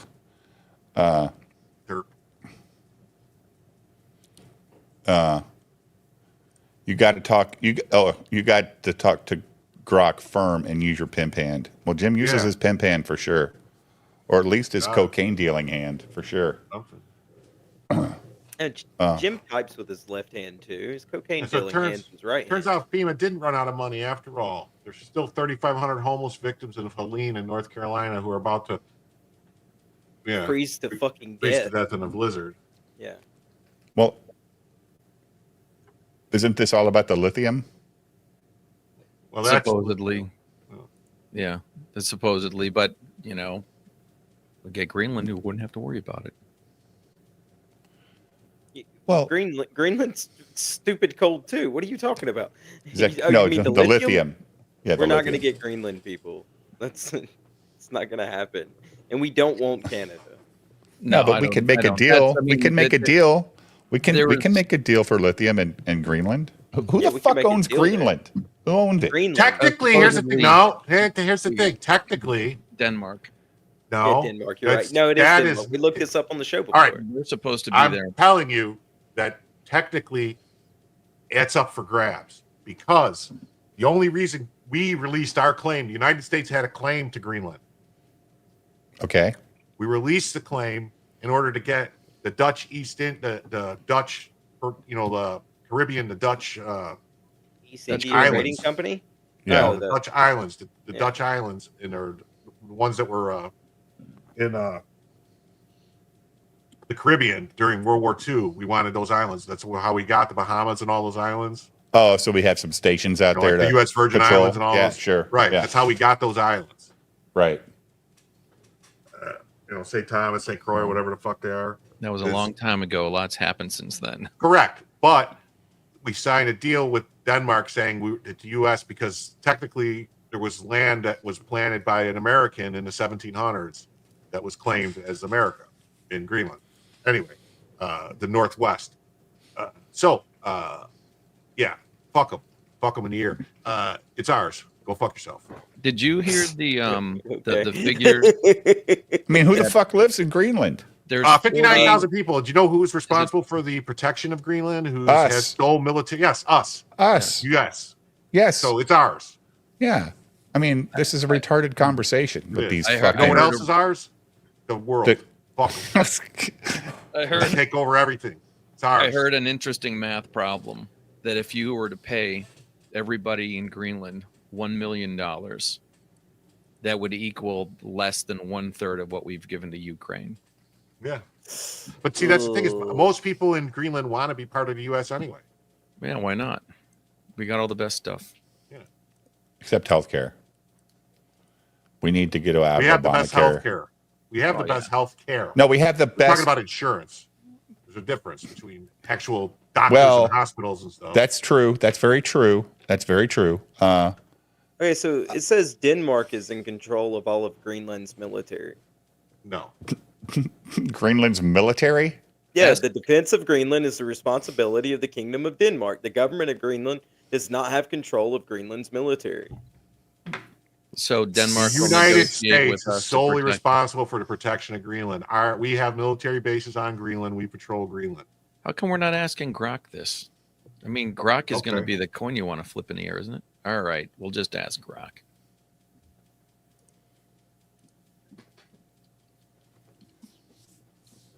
He'll answer our conspiracy theories.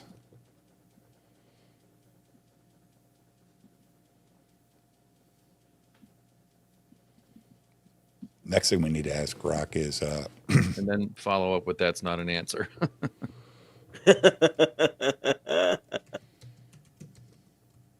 Yeah, it says Denmark, but military SAG presence agreement, agreement. these See, yeah, facilities it's bill, yeah. So basically, us.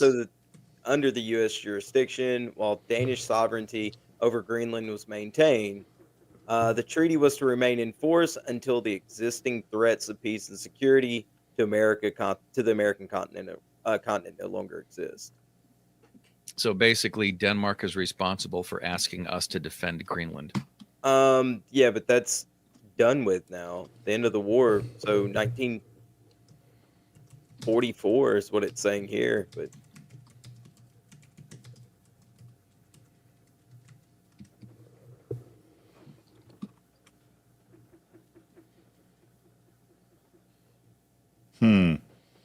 I just asked Grok if the Annunaki were real, Jim.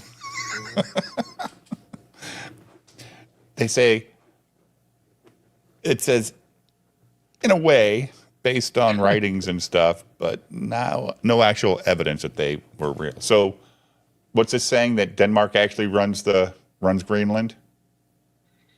How much do you think it would cost Greenland us how much do you think it would cost us to give Denmark to take over Greenland? Like $8, right? Literally. Why the fuck does Denmark give a shit about Greenland? They're not looking for lithium. They're not doing anything out there. Well, Greenland wants to be independent is what I'm reading here. So now Greenland runs its own Coast Guard. Oh, the 59,000 people want to be independent? Yeah, they run their own Coast Guard. They actually run their own policing now. They want to be the city of Plainfield, Jim. Some They sort want of to be the island country of command. Plainfield. Yeah. So, Hey, are there any black people in Greenland? by the way, Grok doesn't believe Anna, that Star Wars girl, has hit the wall. It says that's subjective. So Say that's not an answer. that's what I'm doing.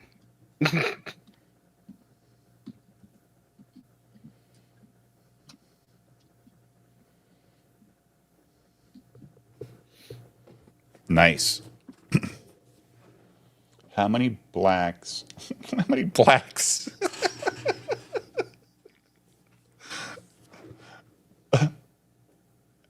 What is it saying, Jim? I can't read it. Says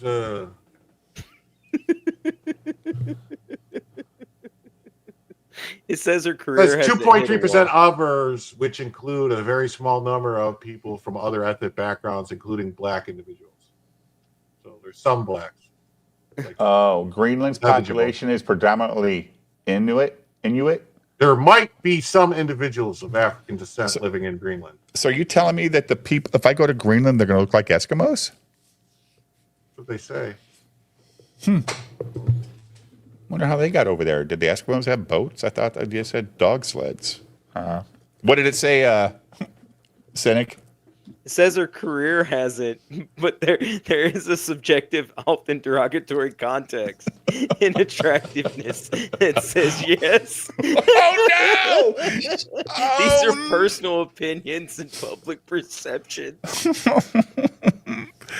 Oh shit! Somebody put in my comments the other night after we were talking about Anna. Why is Dave being so hard on Anna? I'm like, I don't think I am, dude. Like, I didn't like use filters, to get viewers to my show, and then all of a sudden I get married and pregnant. Now I want to be real Cynic. That's not cool, right? Like, I would no. just continue to use filters for a little while. But I swear to God, right? No, after use she had the filters for the baby- rest of your fucking life. You're swear to Anna, that God, Star after- Wars girl. I mean, After she had the baby, immediately, like she was skinnier than what she is now. It's like she's put on weight. well, dude, since- she's Hispanic descent. And Okay, she eats sugar by the dude. Once they hit 30 and then they have kids, that ass is gonna fall to her fucking kneecaps. Okay, it's just a fact of fucking life. Jim, Cuban women are beautiful. Gosh, From 21, that like it's a bad thing. Girls can't stole. Jim, from 21 to 30, Cuban women are fucking hot as hell down in Miami, right? Once they hit 30, yep, they're out of the game. Well, it's saying that the crime rate in Greenland is high. They're saying I'm the sure homicide compared- rate. But no, but here they're saying their homicide rate is really high, that it's like 5.32 homicides per 100,000 people. There's like 50,000 people, so that's like 3 murders a year. And they're saying it's got a high homicide Yeah, that's rate. per capita. Yeah. I'm saying that's Per like 3 capita a year. is always retarded. Dude, I killed 3 people in my house last year alone, I know. This is but they nuts. keep coming back. I killed 3 people at Dave's house last year, and he still hasn't found the bodies. This is nuts. I'm not looking for them either. They're only fat because they're lazy. No, dude, not the Hispanic women. Dude, Yeah, I'm just Hispanic telling you, women- it's their genetics. Once they hit 30, they Yeah, just if y'all have ever seen a Hispanic woman clean a house, it is fucking amazing. beautiful. Yeah. Don't hire white women to clean your house No. because they'll fucking quit because your house is too big. You want me to do too much. Hire a Hispanic lady. She's like, you want me back every 2 days, Mr. Shelley? Tell me Yes. about it. Tell me about it. I have one of those. Yeah. That's like whenever I'm getting a house staged to show, do an open house, that's all I do is hire Hispanic women to Oh, come no. in and clean. Why does Eric July speak in hibbity, jibbity, squirrel Hibbity words? jibbity. Be right back, fellas. That'd be good. Yeah. Cultural commentary, engagement with the audience. I don't know. Is Crazy Cat on not an answer. every YouTube live stream? No, Crazy Cat is not on every YouTube live stream. Oh, this is Crazy Cat was a comic strip. Oh, I'm not looking for that. I was trying to have fun. Crazy TV. What the hell's Crazy TV? Never heard of that. Have you, ID? No, I mean, it sounds like it might have been like a short-lived Mad TV SNL type thing. I can answer that for you, Ben. You don't have to ask ChatGPT or Grok. I can answer that for you. But I'm not going to do it on a live stream. I'm not going to call myself out. I'm not Bob from KC. Are you kidding? So, guys are George Costanza. Like, I don't, like, what'd you ask it, Jim? Well, I asked if he was a black supremacist. It says no. Does it say no or does it tap dance? Well, it says in conclusion, based on available information, Eric July does not appear to be a black supremacist. His public work and statements are more aligned with libertarianism, which advocates for individual freedoms. But Eric July associates himself with ANCAP, not libertarianism, Jim. Anarcho-capitalist. Oh God, these labels. I don't know how that matters anymore if you can't do basic math. Jin Wong for 2 Australian says, "God bless Consuela." Yeah. Hey man, if you marry the right Hispanic person, they are fucking dedicated, dude. That's really great. You're telling us now that they're going to close the border and they're going to be harder to get. Good. Close that fucking border.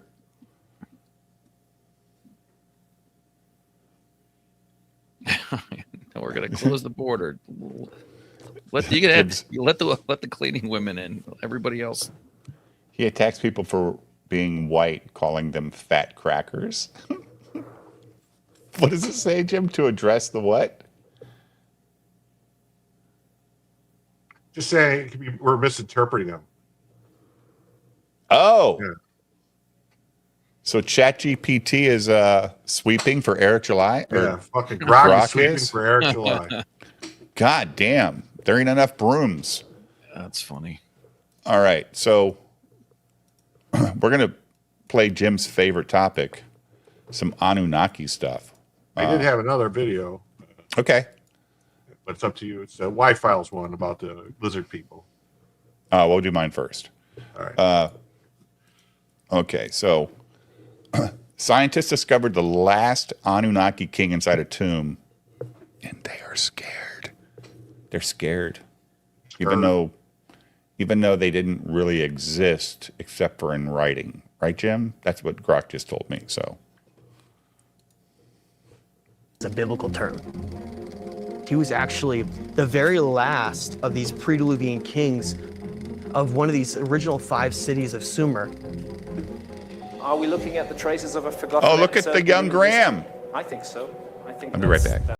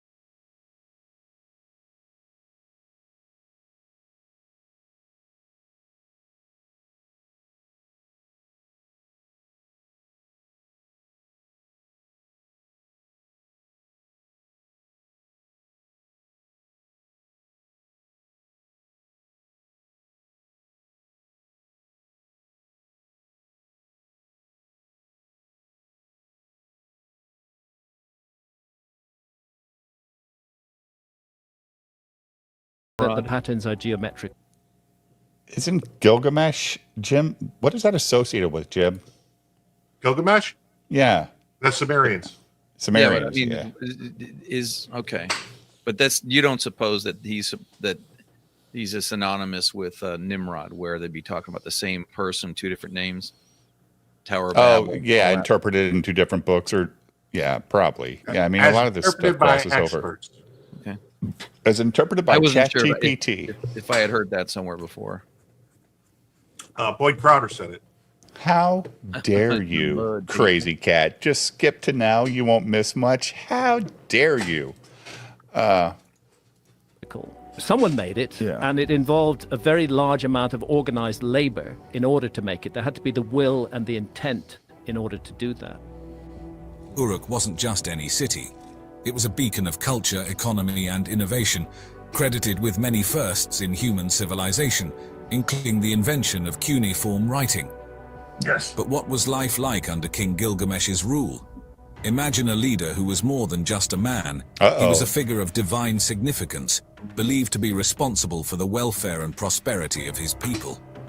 Under his leadership, Uruk flourished. Yeah, but even the fucking English said their kings were, chosen by God for a long time. Becoming a center for religious devotion, particularly for the worship of Inanna, a major deity in the Sumerian pantheon. Gilgamesh's Uruk was a city that represented They had the a song that zenith said, of "Oh Sumerian na na, engineering, oh na na architecture, na and na social na na, oh organization, na na." boasting a population that highlighted its status Exactly, as one Jim. of the world's largest It's cities on the top at the 40. time. During his reign, Gilgamesh would have been the linchpin in the city's governance, overseeing administrative decisions, religious practices, and military campaigns to safeguard Uruk's interests. His leadership likely saw the construction of monumental projects that not only enhanced the city's splendor, but also its defenses, ensuring Uruk's prominence in the annals of ancient history. If we're only looking for a mere reflection of ourselves, we could overlook it completely. I think we're getting very close to rediscovering some of the things that our ancient ancestors were up to. Diving into the sands of time, the figure of King Gilgamesh stands as a fascinating blend of myth and reality, a character who has intrigued historians and archaeologists alike. While the line between the legendary and the historical is often blurred, there's a handful of archaeological breadcrumbs that lead us back to the possibility You know what's funny, of Jim? Gilgamesh's actual existence. You listen to old Art Bell stuff. They say the same thing, right? We're close. We're on the verge of finding the next big thing of how our ancestors lived. We've been doing this since times I think people have cared about their past. It's crazy. In ancient Mesopotamian civilizations. You believe in Mo's Hole, Jim? First off, let's talk about the Sumerian king list. Mo's This isn't Hole? your average historical document. You know that one, right? It's more like a mashup of history and The mythology. giant hole in Washington listing rulers State of that was Sumer and their reign bottomless. lengths. What's cool about this It was list a is that topic our on guy Y-Files. Gilgamesh makes an appearance. His Mel's name Hole. popping Mel's up among Hole. I'm other sorry, rulers Mel's. gives us a hint that maybe, just maybe, he was Mel's a real Hole. figure who ruled, and wasn't just a character in ancient bedtime stories. The fact that there are several versions of this list, found in places and from various times, shows that keeping track of their leaders was pretty important to the Sumerians. Shit, Jim. And I that forgot I Gilgamesh had was a that. significant part of that record. Then there are the inscriptions and artifacts. That Imagine guy, finding a tablet or a cylinder seal that with Gilgamesh's name debated carved into it. Billy Carson was on These Joe bits and Rogan. pieces Yeah, don't that give was us really the good. picture I of his just- reign. I have a clip. But do listening to that. suggest he was Yeah. recognized as a king. Yeah. These items, Jim scattered didn't across like that ancient Sumerian conversation. sites like breadcrumbs, No, I hint just at the didn't. long-lasting It memory seemed like of the guy was Gilgamesh, like picking underlining specific his things, status and not just as a other myth, stuff but got as a brought up. You cultural want to talk icon. about? I mean, I don't. But here's where it I think gets Billy tricky. Carson is Trying to separate fucking the a man from the lunatic. myth in Gilgamesh's story But, is like trying to you know, untangle the a guy was finely knotted attacking him rope. on The archaeological like evidence we specific have things doesn't and lay saying, out his like, life no, story you know, like- or list his achievements in No, he's detail. just basically asking him, where did you come up with that? Why do you believe what you believe? And honestly, Billy Carson, he came off of very July to me. Well, here's the thing. And I'm going to say this. I think that guy's probably a little jealous of Billy's success with his touring and his YouTube channel and stuff, right? And he was able to confront him, and he did what he wanted to do, right? And Billy took it the wrong way. He sent a cease and desist letter to him, told him not to play the fucking video on YouTube and all this weird shit, threatening to sue him. You really think it was something that had to do with jealousy, or they asked him to come on, didn't they? Or I don't know. How I'm did sure. it No, I originate? don't. Look, I don't know if Billy asked the guy to come on, but he agreed to do it. That's the thing. I'm trying to point this out. This is what I Brock feel said. bad for the moderator. I don't think he knew what he was getting into. Well, I don't fucking feel bad for that douchebag at all because he wouldn't shut the fuck up, and he was sweeping for Billy to make Billy not look as bad. He knew Billy was dying on the vine, dude. Yeah, and he was intellectual. Because he's Billy's friend. Hold on a second. This is what Grok says. Yes, the Anunnaki are indeed in the Sumerian tablets. In Sumerian mythology, the Anunnaki are depicted as a group of deities primarily associated with the underworld, but also involved in various aspects of governance, agriculture, and human affairs. They are often described as the children of Anu, the sky god, and are significant figures in the Sumerian pantheon. The term Annunaki essentially means those of royal blood or princely offspring. They are frequently referenced in texts like the Enuma Elish, though this is Babylonian. That's weird. And various Sumerian cuneiform tablets. Their role can vary, but they are generally seen as both creators and rulers over aspects of the world and human life. So see, they exist. It's real. No, but ask it, did they come from another planet? No, I told you asked about Moe's hole. Incompetence, by the way, you assholes. Now I'm getting roasted in the chat about some dude named Mel. Fucking Well, Mel's Diner, Mel's Hole, same thing. Instead, it teases us with glimpses, leaving us wondering about the reality of his reign. This scarcity of clear-cut historical records makes Gilgamesh... Is this an AI voice? I never know anymore when I'm watching this kind of stuff, man. Like, I just don't know. An enigmatic figure, shrouded in the mists of time. Despite these challenges, the evidence we do have is precious. It bridges the gap between legend and history, suggesting that Gilgamesh might have been more than just a character in an epic tale. Diving into the ancient world, let's explore one of the oldest stories ever told, the Epic of Gilgamesh. Picture this, clay tablets etched with cuneiform, the very first writing system cooked up by the ingenious Sumerians. This epic isn't just a tale, it's a journey back to the third dynasty of Ur, around 2100 BCE, though its roots stretch back even further through earlier Sumerian poems about our hero Gilgamesh. The story of Gilgamesh came to light in the modern era thanks to 19th century archaeologists rummaging through the ruins of Nineveh's library. Imagine piecing together a jigsaw puzzle of ancient clay fragments, each piece a window into the epic's soul-stirring narrative. Sure, some parts are missing, lost to time, but what remains is a testament to human creativity and spirit. Now on to Gilgamesh himself. This guy was not your average ancient king. Described as 2/3 god and 1/3 human, he was a force to be reckoned with. His divine lineage gave him superhuman strength and courage, setting him leagues apart from mere mortals and even other mythical heroes. The epic's narrative is a roller coaster of adventures and quests, showcasing Gilgamesh's thirst for glory and eternal fame. Take his trek to the cedar forest to defeat Humbaba, for example. It's the stuff of legends, a clear display of his heroism.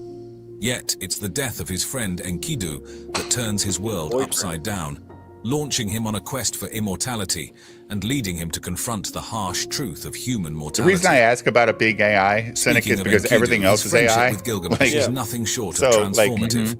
Enkidu, created by the gods from the wild to temper Gilgamesh's arrogance, ends up becoming his soulmate. Their bond is a powerful narrative force, illustrating how deep connections can foster personal growth and lead to profound realizations about life and oneself. At its core, the Epic of Gilgamesh is rich with themes that resonate deeply with the human experience.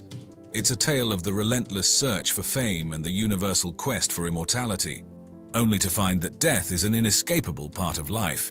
The story underscores the importance of friendship and how it shapes our journey towards understanding and accepting our humanity.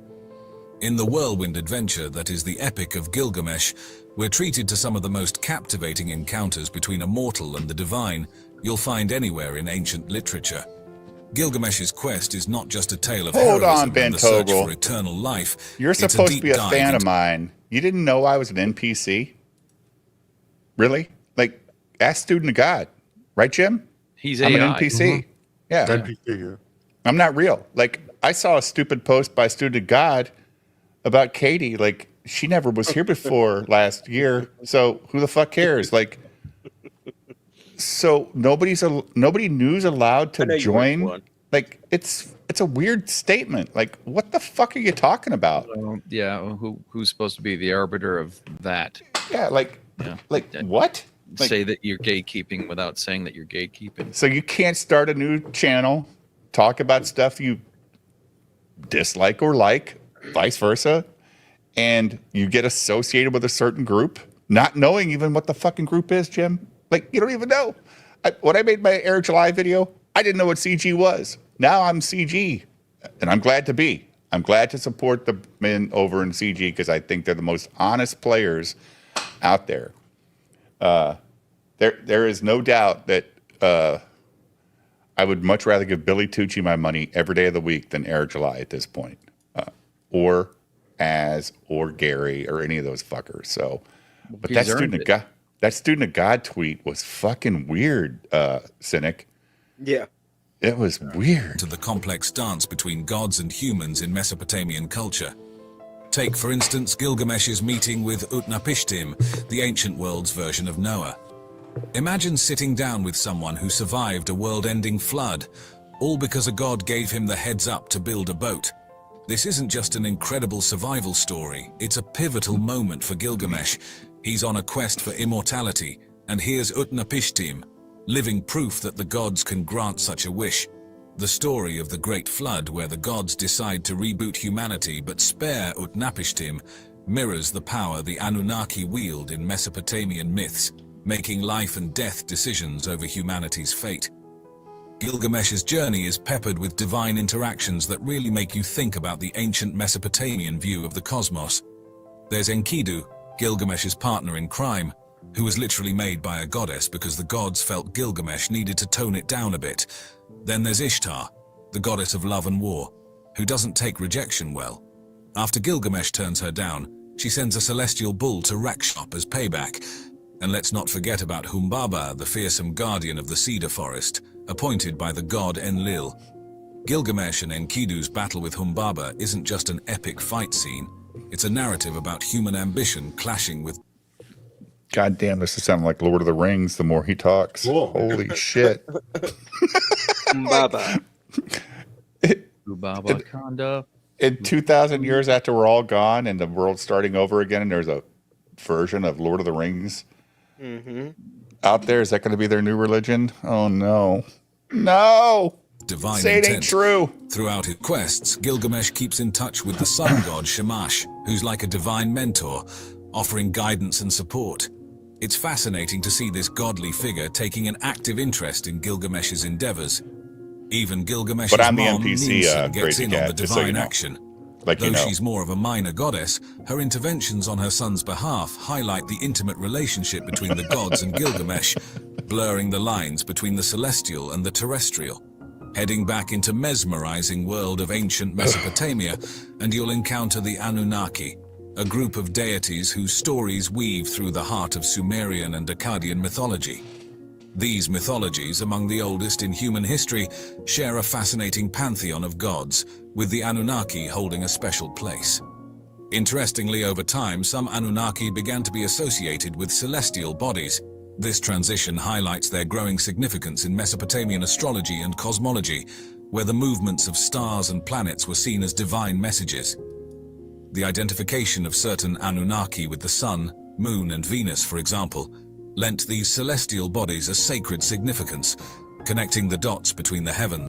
So, Cynic, this is no different than the Mayans or the Aztecs or any civilization, right? They looked at the stars to figure out what was going up in space, and they just named it different stuff. Like the Mayans, they didn't write anything down, right? Or if they did, the Spanish burnt all that shit down, so we have no idea. Or the Aztecs, right? We have no fucking clue.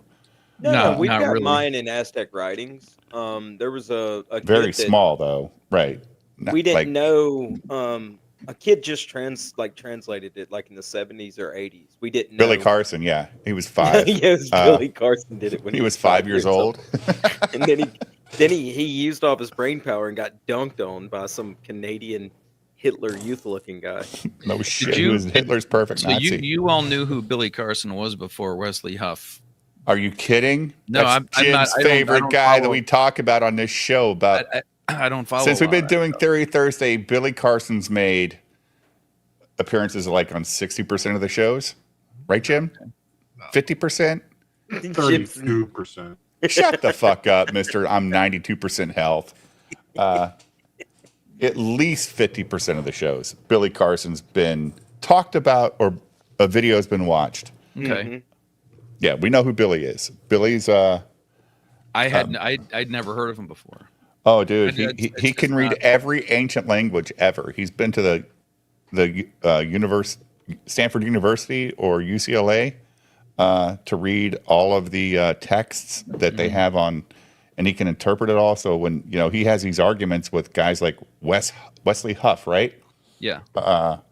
Yeah, he can get his ass owned real hard by not fucking knowing what he's talking about. Well, it doesn't. I mean, at the end of that thing, it sounded like his main motivations for learning any of this stuff is so that he can dunk on God or the concept of religion at all. Like in the other guys, when Mark Wahlberg learns to ballet so that he can make fun of ballet dancers.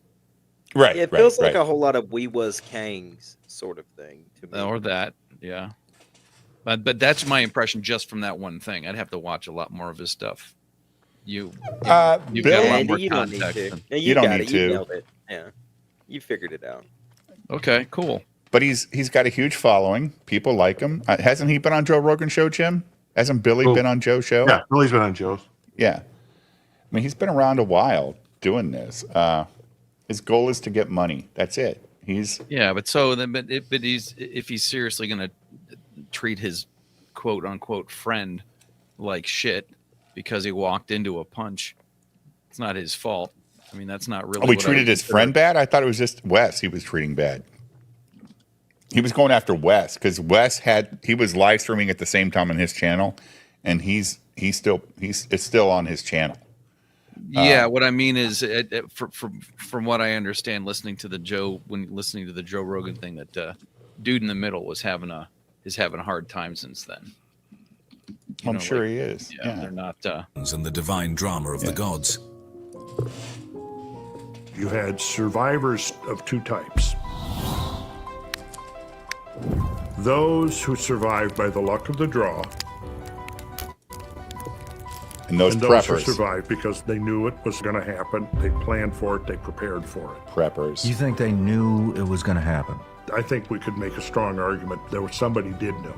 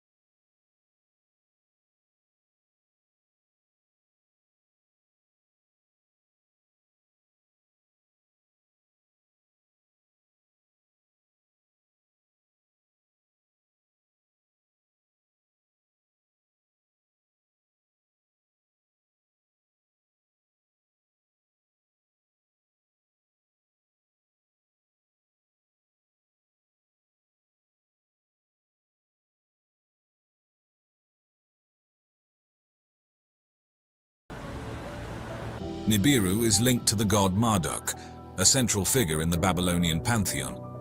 Marduk represents the meeting point of power, divinity, and cosmic order, highlighting Nibiru's immense significance in religious texts and its crucial role in the astronomical and calendrical systems of that era.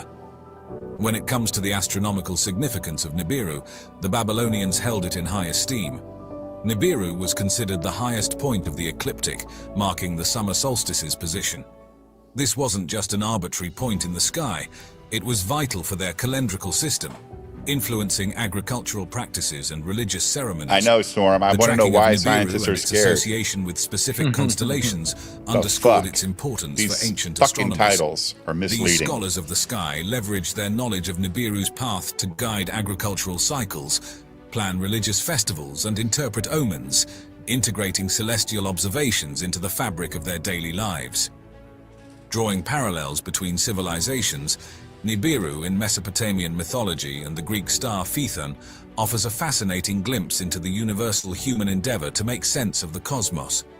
Phaethon, the Shining One linked to the sun god Helios, was said to drive the sun's chariot across the sky. When are they going to find this myth, fucking much buried like the king? significance of Nibiru to the Mesopotamians, God damn it. illustrates the critical role celestial bodies Why played in picking these shaping the videos is ancient hard, world's and I don't watch understanding them of first. time, space.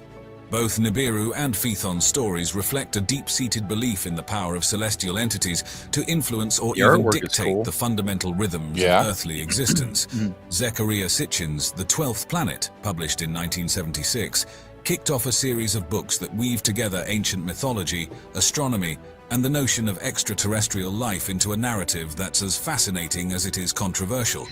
Sitchin introduced the world to the idea of Nibiru, a mysterious yet to be discovered Nibiru. planet with a wildly elliptical orbit taking it deep into the cosmos, far beyond Neptune every 3,600 Yeah, years. Nibiru took it But deep, where did baby. such an out-of-this-world theory come from? Sitchin's answer: ancient Sumerian cuneiform tablets, which he interpreted as chronicling the existence of this 12th celestial body in our solar system, if you also count the sun and moon. At the heart of Sitchin's theory lies That's the not Annunaki, fair, a dude. race of advanced... There's many moons, right? Like, lots of planets have moons. So don't just say our fucking moon gives you your total of 12. You old white-headed bastard. You bigot. beings from Nibiru, who supposedly visited Earth about internet god's 450,000 Yeah, years you don't ago. want that Sitchin's black narrative doesn't just guy to place get all these the credit for creating extraterrestrials white on Earth. people. It credits What's them that with guy's name? genetically engineering early Yakub, humans praise to Yahweh. create Yakub, modern yeah. Homo Yakub, sapiens peace be for upon the him. purpose of mining gold needed on their home planet. It's a tale that marries the genesis of Yakub human loves white civilization with people. cosmic visitors, suggesting that the advanced astronomical knowledge of the Sumerians, including their Exactly. awareness of Nibiru's orbit, was a gift from these otherworldly ancestors. Sitchin's proposal of Nibiru's 3,600-year orbit stems from his unique interpretation of the Sumerian numeral system and their concept of a great year. Despite the lack of concrete evidence from mainstream science to back up Nibiru's existence or its effect on our planet, the idea has captured the imagination of many. It's even sparked theories linking Nibiru to mass extinction events on Earth, with some suggesting that its gravitational pull might fling comets and asteroids towards Earth, triggering catastrophic events. What we certainly do see here is a clustering right around 13,000 years ago. That looks pretty evident to me. Sitchin's work draws an interesting parallel to the theories of Immanuel Velikovsky, especially those laid out in his 1950s book, Worlds in Collision. Like Sitchin, Velikovsky turned to ancient texts, interpreting them as accounts of catastrophic astronomical events that reshaped early human history and mythology. However, Velikovsky focused on collisions within our inner solar system, while Sitchin took the narrative further into space, introducing an extraterrestrial dimension with the Annunaki and their distant unseen home planet, Nibiru. Both theories, while outside mainstream scientific consensus, offer a tantalizing glimpse into the possibility that ancient myths might hold more truth about our universe and origins than we've traditionally believed. So here we got mythology. And here we have scientific evidence that Earth It's was only mythology because our modern day doesn't believe it, right, guys? Like, isn't that why they call it mythology? Because Yeah, but there's wait also a minute. That sounds out of this world. That couldn't have really happened. Theory might be a more accurate. Yeah, like way to put it. they couldn't have really enslaved a bunch of people to dig gold, right, Jim? That couldn't have happened. These people, they couldn't have. I don't know. I mean, Does but that's the mythology or whatever. It's kind of silly. So the stuff that we're watching here in these theories about colliding planets and stuff, is this something that you lean towards as being a thing, or is this just kind of a goof? Just watching nobody really knows. You'll never know the answer. You just kind of something it's you're into. fun to listen Yeah, to. that's what I mean. Yeah. It's fun to listen to. Do I think that we're the only, do I think we're the first race of humans on this planet? Fuck no. I think we've been reset many times. I think this world's been destroyed and I've thought that since I was a little kid. Like, there ain't no fucking way we're the smartest people that ever lived on this planet. And I believe what other people say. The pyramids, Jim, probably 75,000 years old.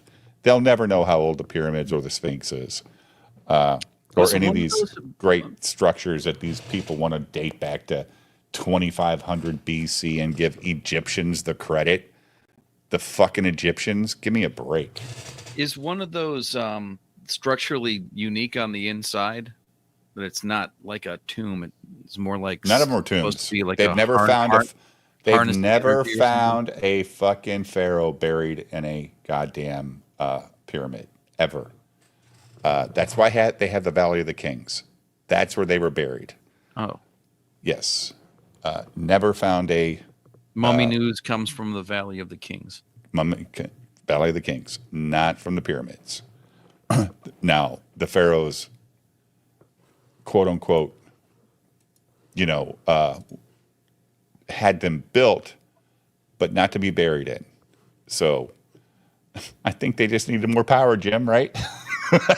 Hey, we need some more power. Let's get another pyramid put up. So That's what I mean. They're supposed to be harnessing different energy. theories. Yeah, different theories about that stuff, which is interesting. I mean, when you think about all the detail that went into the the pyramid of Giza, right? The biggest one of them all. Mm-hmm. And when they get in there, they're still finding hidden fucking sections of that pyramid. So, and then under the Sphinx, Jim, they're not even going under it, are they? I mean, I don't think so. Yeah, but there's some mythology behind that too. So to me, it's interesting. Do I believe it all? No. But Dude, I was just fucking around on Grok, and we can see. We've seen your whole thing. And I asked it to create a video of Yakub meeting the Annunaki. Yeah.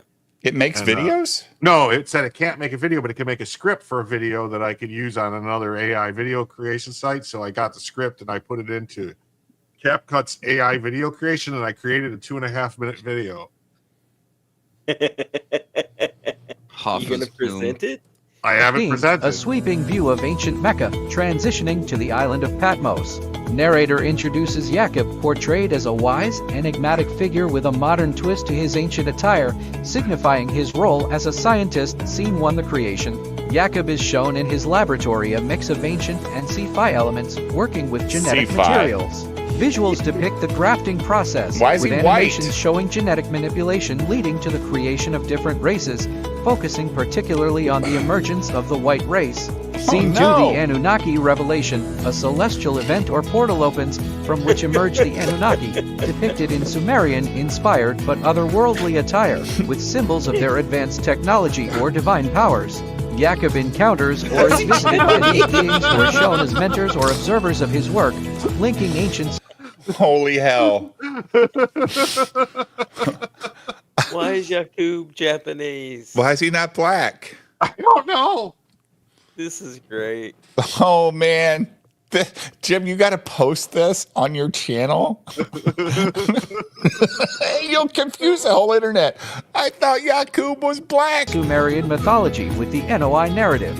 Because even this AI voice sounds like as good as the voice we just heard on the other video. Need to fine tune it somehow to where it just gives you the movie without. Well, the I can narration. actually go in. No, I can actually go in and I can use my voice and it'll take my voice and use my voice as the voiceover.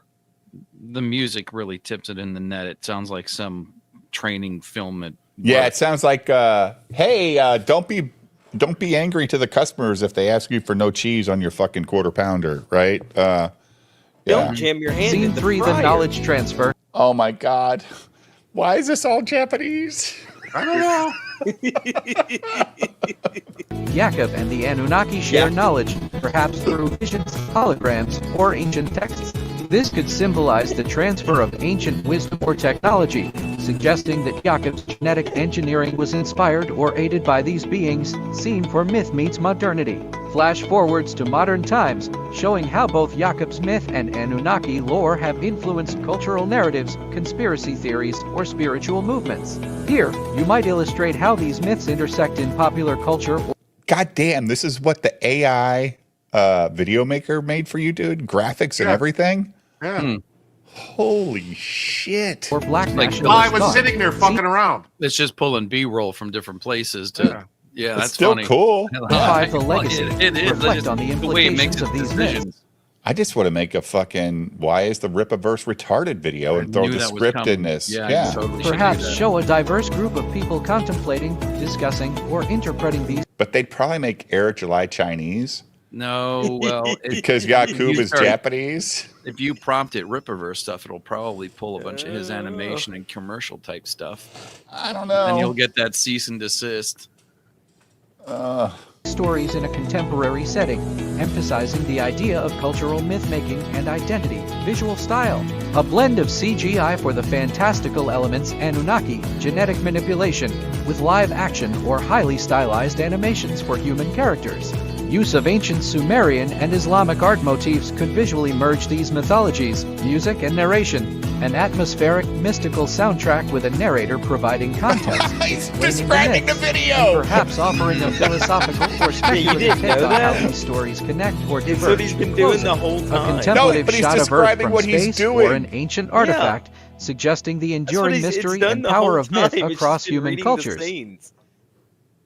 It ran out of things to talk about, so it started Right. talking about. He talked how about, to put this hey, you video could use a together. cool narrator to. This would be such an epic troll channel. That's so true, man. It's crazy. Oh my! Jim's going to Hollywood. Hey, well, I'm telling you right now. I'm telling you right now. Don't go there right now. Well, no, but the more the AI learns, the more these fucking writers better get their shit together. Because that little fucking stupid video that Jim just presented is as entertaining as, 15 or 20% of the shit you see on YouTube. Probably more that people are making, including mine. Blasted. As the Mayan long count calendar ticks Where's down the to its dead final days fucking in December king, 2012, and why are the world was scientists abuzz scared? with talk of apocalyptic predictions. Before you get like super Central far to into the this, I'm frenzy was the gonna mysterious planet take Nibiru. off. I gotta get up early tomorrow, but I do appreciate the invite. Of course, buddy. Yeah. Saturday night we are doing Flash Gordon. Flash Gordon, dude. My kids are gonna be in town. I Well, got they can one. watch it with you. Yeah, I Get got rid of one your home kids. from college. Yeah, like Yeah, I tell know. them- If I had consulted, Tell her to go you see first, Wicked with your wife. I would have had a Like, dog kennel. Tell her No, to go like, see- but they didn't. They never made it up here for Christmas, and then the next week after that, they were sick. So it's this. Well, it's Saturday night. Say, hey, go see Wicked with your mom. I love you, girls. I'll see you tomorrow. It's Sunday. I'll take you to brunch. I would do that because I know how much your chat loves to have me around. Oh, no forget one, them. I enjoy Well, having no, you. Hey, no hey, one, hey, hey, no one Jim's in already- that chat is fooling me. I know that I'm your favorite, no matter what you say.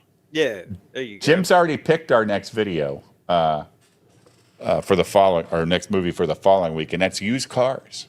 Ooh, Yeah, yeah. okay. That's So we're gonna do.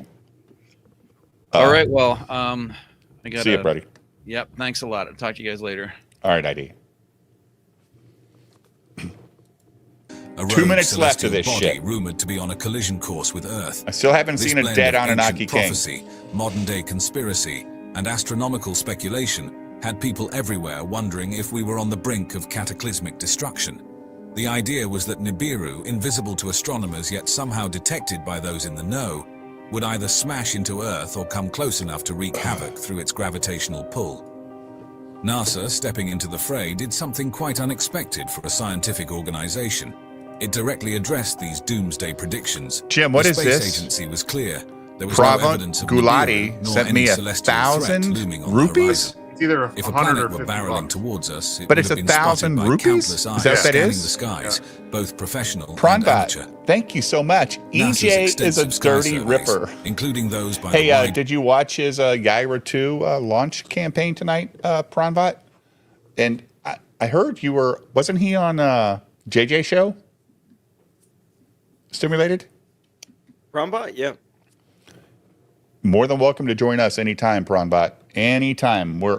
I have an open channel, dude. Anytime you want to come on and talk, would love to talk to you. And EJ is a dirty EJ. I think EJ and Billy Carson, they're on different levels intellectually, Jim. I do think that Billy Carson's a smart guy. You know what I mean? I think he's smart. I don't think he's a dummy. But I do think they're both like doing their thing. It's like $12. Either way, you know what though, Pronbot? It's red, so you go on my board. Red or orange goes on the board no matter what. So, Cynic. What's up? Cynic is muted. What is that? It's red. It's got to be at least 50. No, it's $12. No, it's the red one. It's 50 to $100. I literally just looked it up. 1,000 rupees is $11.65. Well, then why would it be red? Because of the zeros. It doesn't recognize the currency. It doesn't recognize the zeros. Recognize it's a zero. Still going on the board. Yeah, sure. It says 1,000. Like 1,000? I mean, Prophet just said it was like $12 himself. Yeah, he did. He did. He did. 25.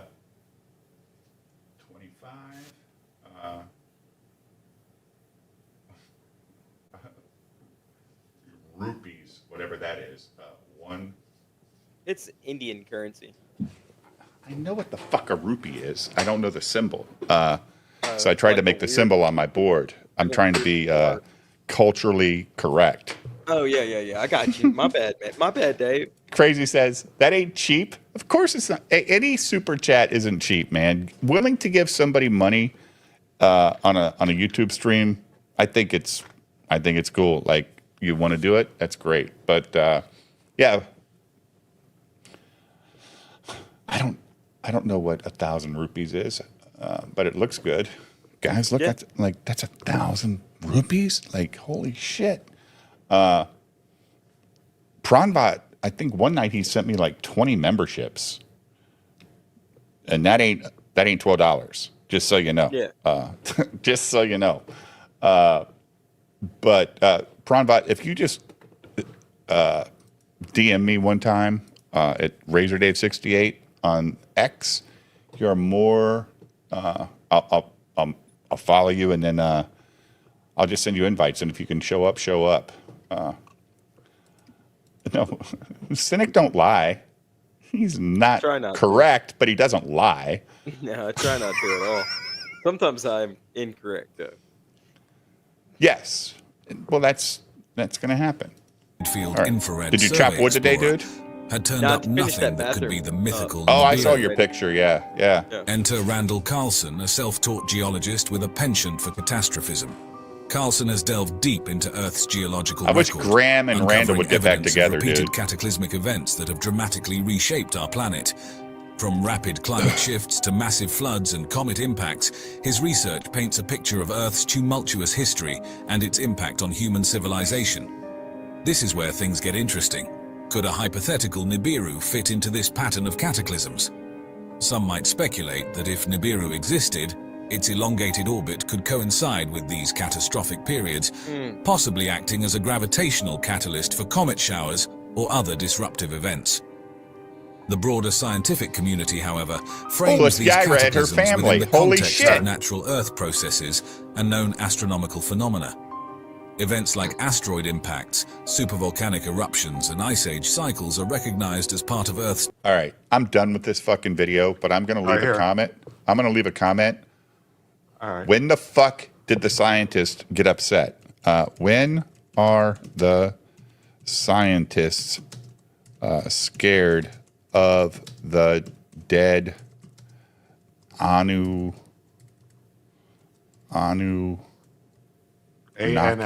king discovery. Still waiting. I'm not going to say douche. Still waiting, though. I mean, ugh. All right. Here, I created a short Annunaki video. Again? I just created another one, yeah. This is funny. I'm going to be fucking with this a lot. I'm going to be putting videos out. Where we dive into fascinating myths and legends from around the world. Today, we're going to explore the enigmatic Anunnaki, a group of gods credited with the creation of humanity. Today, we're going to explore... Did this start out... Because it says where we... Does this say Jim tells you where we... Oh, I'm going to have it do that. I'm going to have it do that, though. I'm going to have it do that. Oh, I'm going to have so much fucking fun now. This is going to be so retarded and fun. Oh, God. Hey there, folks. Welcome back to our channel, where we dive into fascinating myths and legends from around the world. Today, we're going to explore the enigmatic Anunnaki, a group of gods credited with the creation of humanity in science and the preservation of human knowledge during the deluge. In many myths, the Anunnaki are associated with love, war, and fertility. But they also interact with the Anunnaki in various stories, notably in the journey of Inanna to the underworld. In the creation myths, the Anunnaki are said to have created humans to do the labor of the gods, reflecting themes of divine delegation and the origin of human purpose. In the flood myth, a council of Anunnaki decides to bring a flood to destroy humanity, What the fuck is but are going on persuaded with by that Enki to stream? save Ziusudra, the Sumerian Noah. This story highlights the Anunnaki's role in cosmic decisions. Furby in Slayer. Inanna's descent, 10 the years from now, Anunnaki Jim will get enforce his the rules Oscar. of the underworld, stripping Inanna of her divine attributes as she descends, Oh, look at her. showcasing their Holy authority shit, even over she looks other like a real gods. person. That's it for today's mythical journey. Thank you for joining us, and if you enjoyed this video, please don't forget to hit that like button and subscribe to our channel for more fascinating myths and legends. Until next time, keep exploring the mysteries of the world. Fuck yeah, man. I'm going to create some stupid AI videos and start pumping them out. What are you using for the AI video creator? CapCut. CapCut. Yeah. You just throw in your I had purchased CapCut. Oh, you paid for CapCut, though, I had right? paid for CapCut, and I haven't been using it. I just went, wait, there's AI on CapCut. So I went, boop, and went and just threw it in there. Yeah, Canva has it, too. I just have never had a sketch. I don't think it'd be that cool, though. I think Canva's pretty left. Oh, God. This is great. Oh, you know what? I got to put that. Thanks, Dave. He says, hit that like button, guys. Yeah, please hit the like button. And if you haven't subscribed, please subscribe. I know it's. Wait, has anybody checked it on Ethan? Has he sold $8 million worth of stuff tonight? I don't know, but I got to head out, fellas. I got to go back and. Oh, Ethan's already done. Wow. Grout that stupid shower tomorrow morning. So Do what? I got to go back and grout that shower tomorrow morning. Oh, you got all the tile up. Now you got to grout it. Yeah. So I've got to get up early so I can go do that. So I'm going to head out, fellas. I appreciate it as usual. It was great. That was awesome. This is awesome. Yeah. Jim's videos are going to be amazing. Jim, where the AI voice messes up, you ought to see if you can cut your voice in saying the words correctly, just randomly. It'd be hilarious. So instead of like deluge. No, but that would be a lot of work. I don't think he wants to do the work. I think he just wants it to be as ridiculous as it is. Yeah, even more ridiculous is just cut in and have Jim's voice going, deluge. Be great. See a cynic. Don't let the door hit you where the good Lord split you. Crazy cat, Yeah. why are you always thinking about my anus? You're so gross. Ugh. All right, Jim fellas. is the. Thanks, buddy.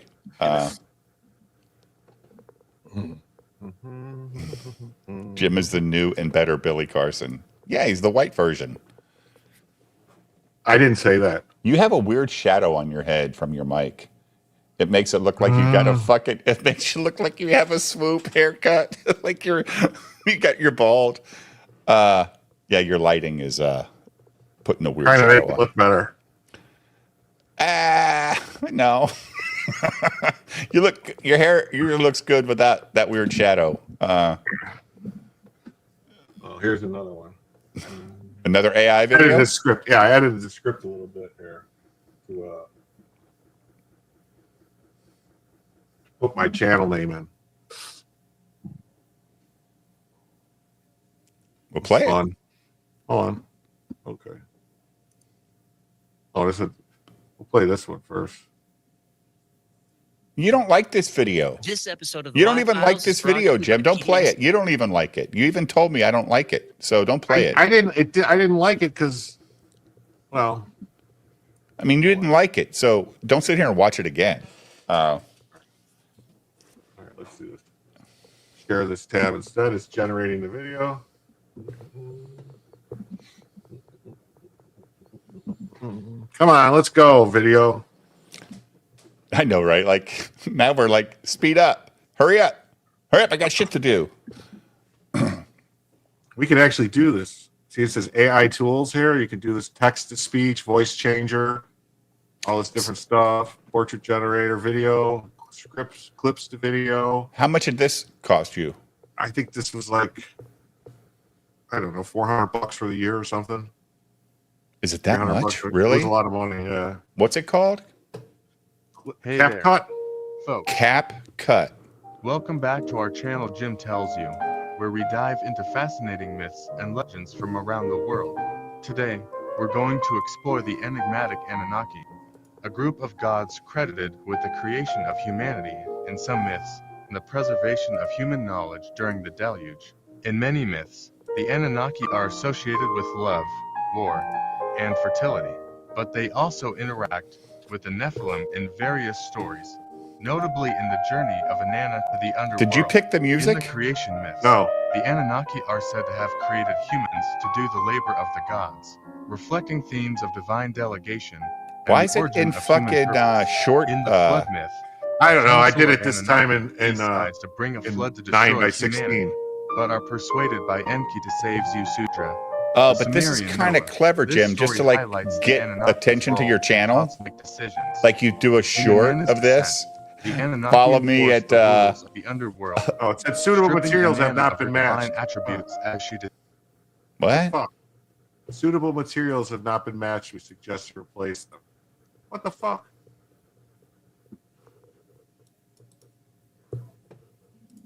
That's weird. Here's the script.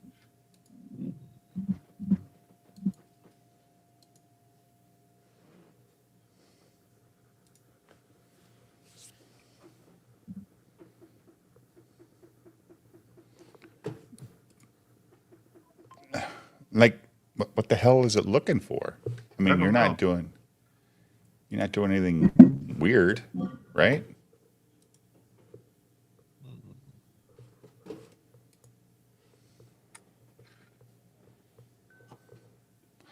So if I put like a song in there, will it make a music video? Maybe. Well, it's got lyrics, right? Or it's got. Yeah, probably. Let's try this again. Smart generation. Maybe it didn't like your 6x9 or whatever. Maybe. Let's try this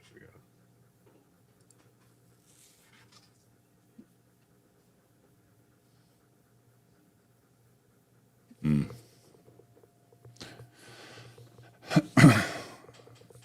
So, Justified tomorrow night, right? Yeah, Justified. So what I think I want to do, Jim, is do Justified tomorrow, and then make Monday our new Justified night. I kind of Going like forward? Justified Day. Huh? Because it's got Justified Day. I get it.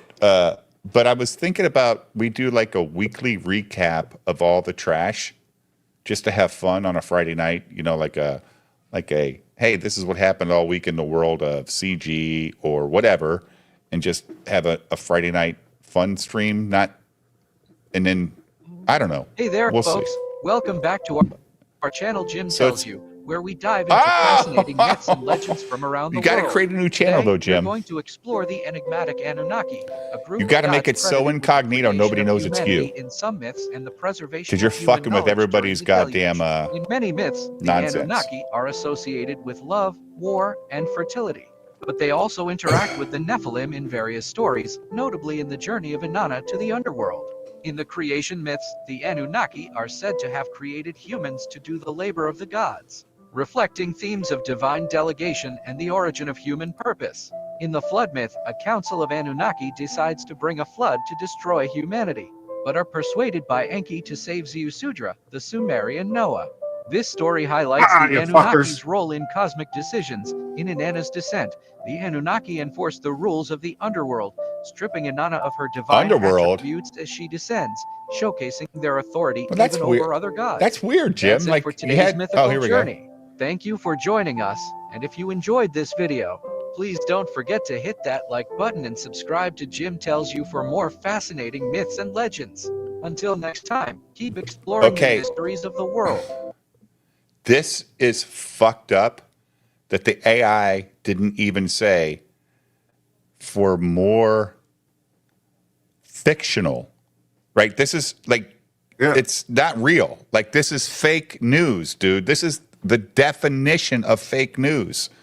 But I don't know if it's any more fake than what legitimate YouTubers that are doing the research is, Jim, because they're just saying shit to fit their narrative, right?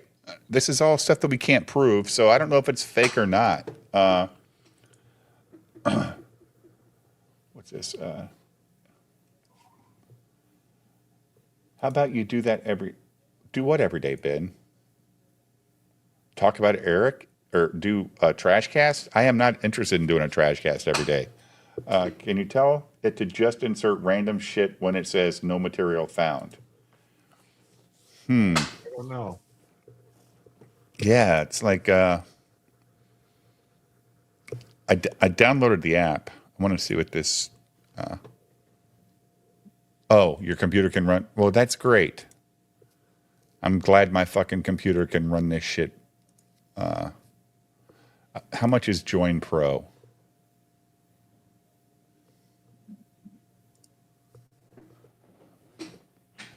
So, Jim, last year I went and got tested for contacts, right? Mm-hmm. So they gave me 2 pairs to try. They gave me like ones where I would need readers, right? But then they gave me another style called monovision. So it lets you not wear readers. And they said, hey, some of these will mess with you. If you don't like them, we get it because your brain's trying to figure out what's going on. But I tried them on and I loved them. My wife tried them on and she hated them. She said, nope, I can't do it. I did it. So I ordered them like last March no, not March, April or May or whatever. I got my contacts in. It's fucking January. And I finally went back to the eye doctor and said, these are not what I fucking asked for. She goes, what do you mean? I go, just look at what they are versus what I ordered. And she called me back and she says, I'm so sorry. But the good thing is I only wore 1 pair out of the whole year because they just weren't what I wanted, right?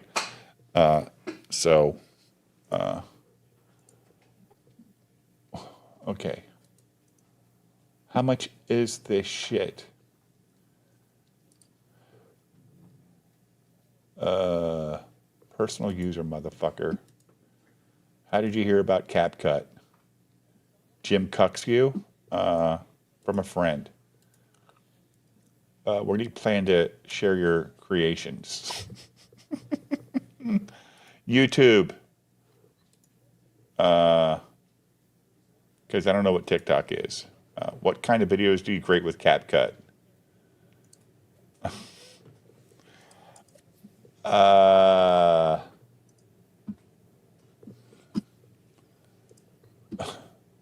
What?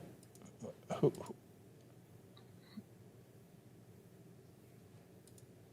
Can we just fucking do this, please?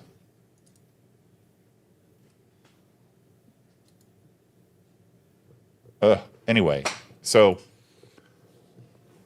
what is this, Folks, Jim? welcome back to our channel, where we dive into This is the same one fascinating we just myths and watched, legends right? from around the world. Oh yeah, probably. Yeah, we just watched that one. Have you got anything else made? No, it got closed down. Oh, it got closed down. It's a humdinger. It can't handle the heat. Is that what you're saying? Are you I don't putting know too why much on it? I might be doing too much stuff, trying to get it to do too much stuff. What the hell? Like, are you using the CapCut app, Jim? Yeah. Oh, it's not that much money, Jim. It's $180 a year. Okay. Yeah, Something. it's well, right. I mean, of course, it's on discount. It's on discount from $257, but $179 is not bad because you could have a lot of you can have a lot of fun with it. That's what I'm going to do. A lot of fun. Holy.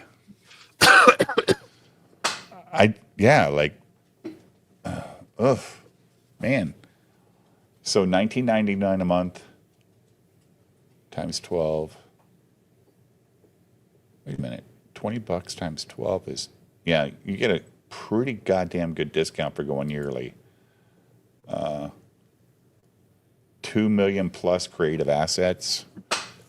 Oh my God. Frog Tony, watch out. Jim's going to fuck you up. No, I'm just gonna have some fun. I'm kidding. I'm just kidding. Credit or debit card.